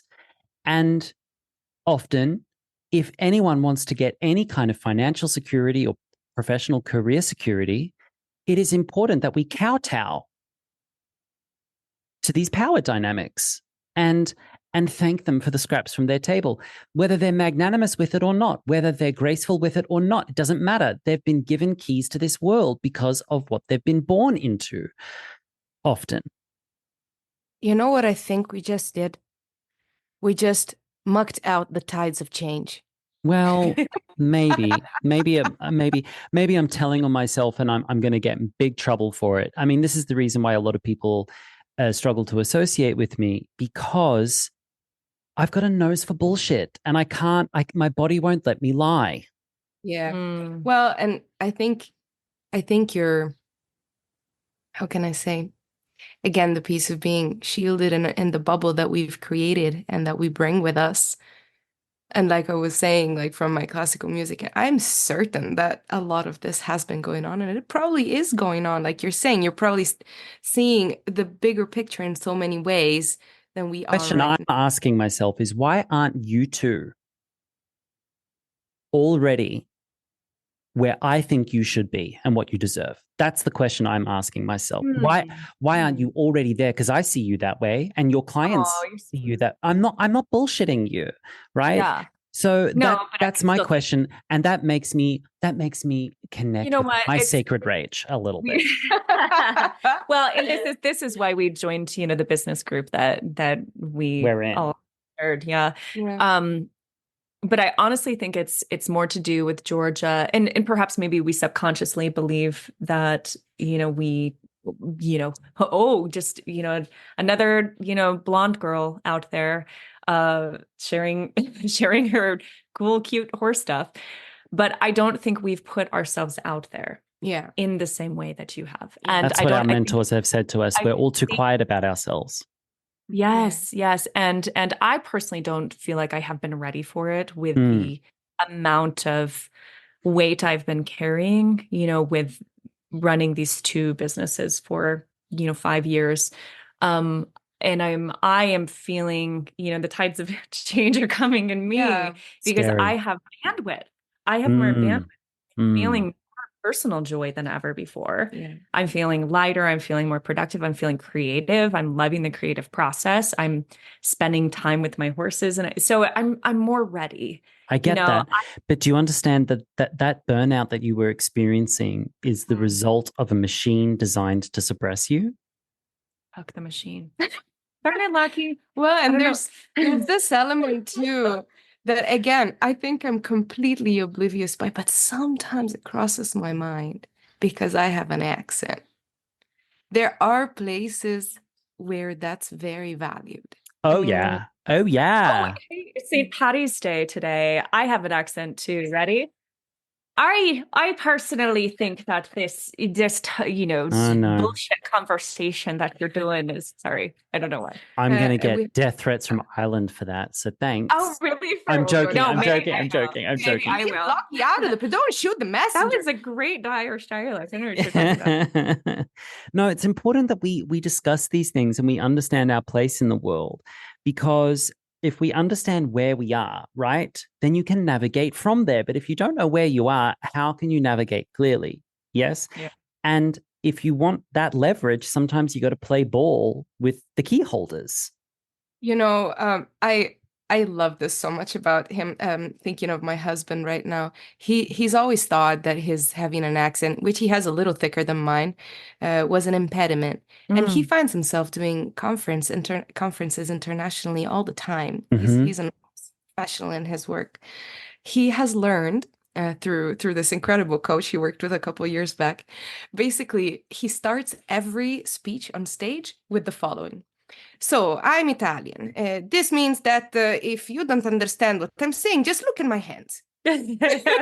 Love it. They will be Italian, The obstacle is his way.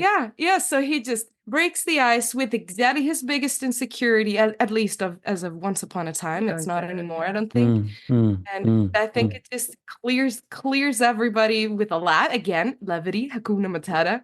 And here we go on to the more important things. Yeah. It's important that the obstacle is the way, and sometimes there is no obstacle in our way, and that we didn't earn that sometimes.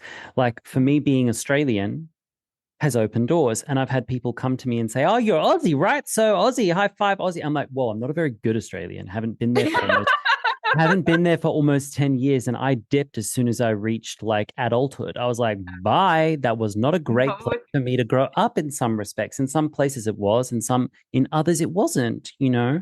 And so there's like a tall poppy syndrome thing going on in Australia where they'll cut down people who reach a level of success and say, no, stay down here with us. Stay down here with us.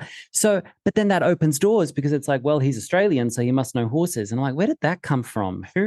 What Hollywood something made that a thing? Like, what's going on here? I don't get that. Like, let's look deeper. That's the bigger issue here. Let's look deeper at what's actually happening and not look at the costume or the surface of it. That's what I'm saying. Well, you let us know how we can fight the patriarchy and get through this. Here's the truth. Unfortunately, if you wanted to create that like international millions of horses situation, you will have to be, as women, unfortunately, twice as good to get half as far as a man that is your peer. That is unfortunately the bullshit reality we live in. So you guys be fucking amazing at what you do. That it is unequivocally, four-dimensionally fabulous. And then no pressure. There's no time for fear. I'm having no time for fear. Such weird feelings about this because this is just normal. Like you're saying that I think it's normal that we work hard. You know, of course, I'm so oblivious to all of it. I'm sure there's a big deep level of that. But you're saying work twice as hard. I'm like, where's the problem in that? You're already working. You're already there. Yeah. Tell me something I don't know. Well, I think we'll continue to be joyous about it too, because focusing on the problem is not going to give me the kind of energy that I need. I know. Crush the world. Yeah. It's a Sunday afternoon, and I'm railing against the injustices that I see before some of my friends.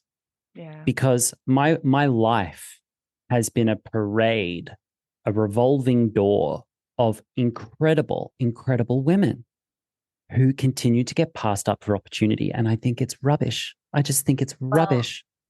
And whom, at your earliest opportunity, you are raising up. So thank you for role modeling this beautiful way. It's the least I can do, because I have got to check my privilege at the door. I've got to. I know I'm a Caucasian male, and if I keep my mouth shut, no one knows I'm queer. So that will open doors. And if I say g'day, then that'll open some more. Unfortunately, that is just the truth. They look at you and you're so handsome.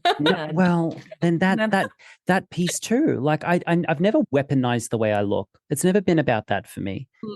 Look, Giorgia and I have privilege too. I mean, we're both. I think we're both very beautiful. I think we're both very charismatic. I think we also come from. We're white, and we come from very right. You know, safe middle class families. Right.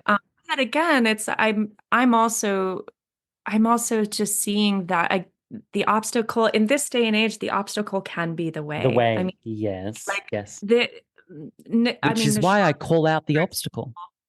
Right. There you go.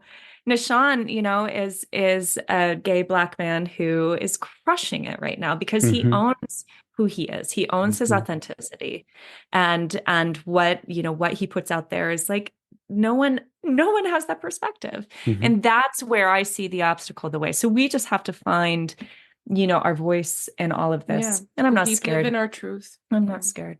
Before I go to the last question, I'll add one more piece to this. There are some people who will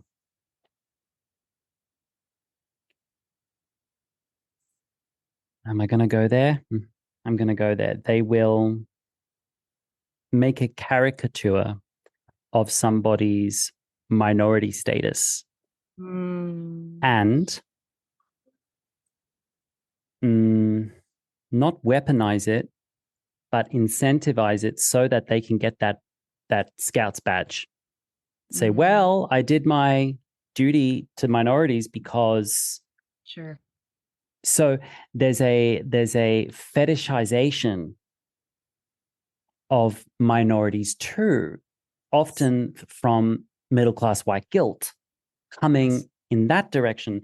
And I'm aware of that energetic propensity as well. I've had people come up to me at the clinics and try to speak to me with gay lingo and be all that with me. And it's like, but I don't communicate that way. And I'm like, they thought that they had that with me because I'm openly gay, but it's like you don't have that with me, and that's a big assumption too. It's a big assumption, but it's also like I understand they were trying to extend an olive branch, but for them it's sort of like, well, I did a clinic with Lockie, so I'm not homophobic, right? It can be the flavor of that. I mean, and these machinations are everywhere. Minefield. Without in any way justifying or putting any appreciation on that, God forbid. But I will admit that sometimes it's really hard for me, having come from a place where political correctness is not even a thing. And now I live in Boulder County, and I was in the Bay Area before. Politically correct. What? Yeah, have you put your foot in it a few times? Just being she has, bless her heart, with complete lack of awareness, and then immediately realizing what did I just say? Yeah. But here it's mostly about, as an Italian, I came to this country and I knew, and I so apologize for it, but I knew nothing about Native American culture, for instance. Or white privilege. I didn't know what white privilege meant, because where I come from, sure, it's, the history of Italy is very varied and so on, but mostly up to a few years ago, we were just all white and all Catholic and all this and all that. It's just a self-perpetuating culture. And you don't, I had seen some of the world, but I didn't, I made big mistakes with such lack of awareness. And I so appreciate those who will write to me separately and say, hey, G, I was there in this situation today.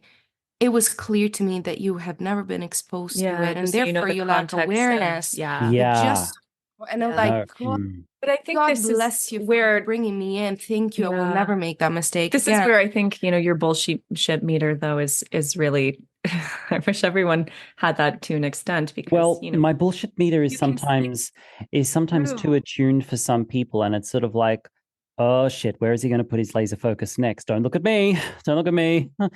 Don't send it in my direction. It's sort of like, well, I'm not ready. And it's also like, it can make people feel unsafe to be in the presence of someone who's honest. Yeah. And we need to recognize that's really the place. What kind of world do we live in where being honest is seen as dangerous? That's the world we live in. Yeah. Yeah, because there's a lot of taking it personally. Okay, guys. And let's wrap it up. Yeah. What is home for you? Both of you. What's home for you with horses? Take it home. Making art. And if the art is ugly that day, then it's ugly art, and it has a purpose anyway. Just keep making art.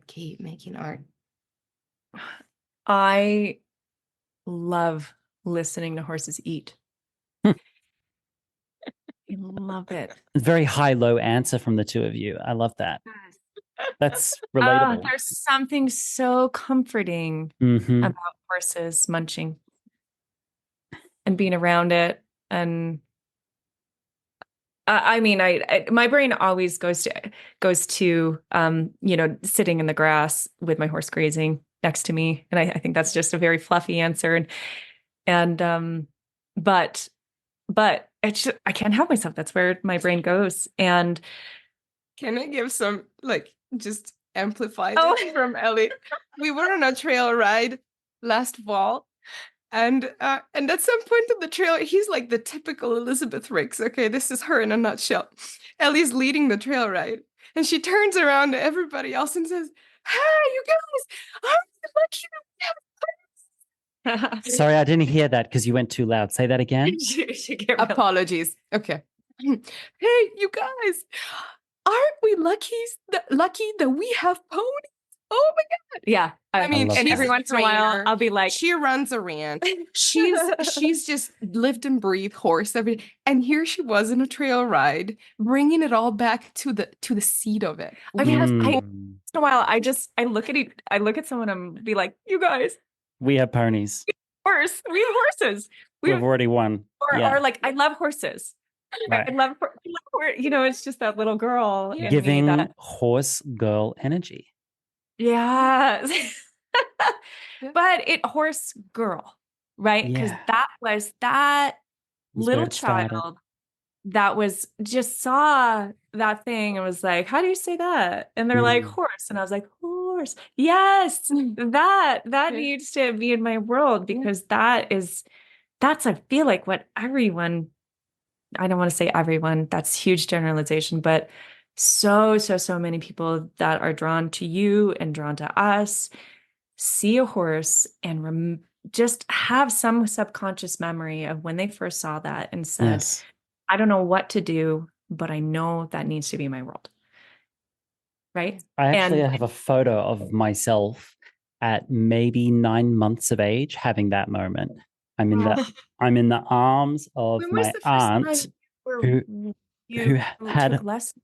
I never took formal lessons until an adult, but my aunt still has a property in the rural outskirts of Melbourne, and spent a lot of time there as a kid, often unsupervised time there as a kid on her 20 acres in Kilmore. And there's a photo of me in my aunt's arms with her Appaloosa mare Sarah in the early 1991 or late 1990. Because I was a potato in a jumpsuit, and I'm looking at Sarah with this hypnotized expression over my shoulder, and I think that might have been the moment where it just sort of imprinted on me. And Sarah later taught me how to ride that mare. She was amazing. Sarah was. So it's been deep in my world.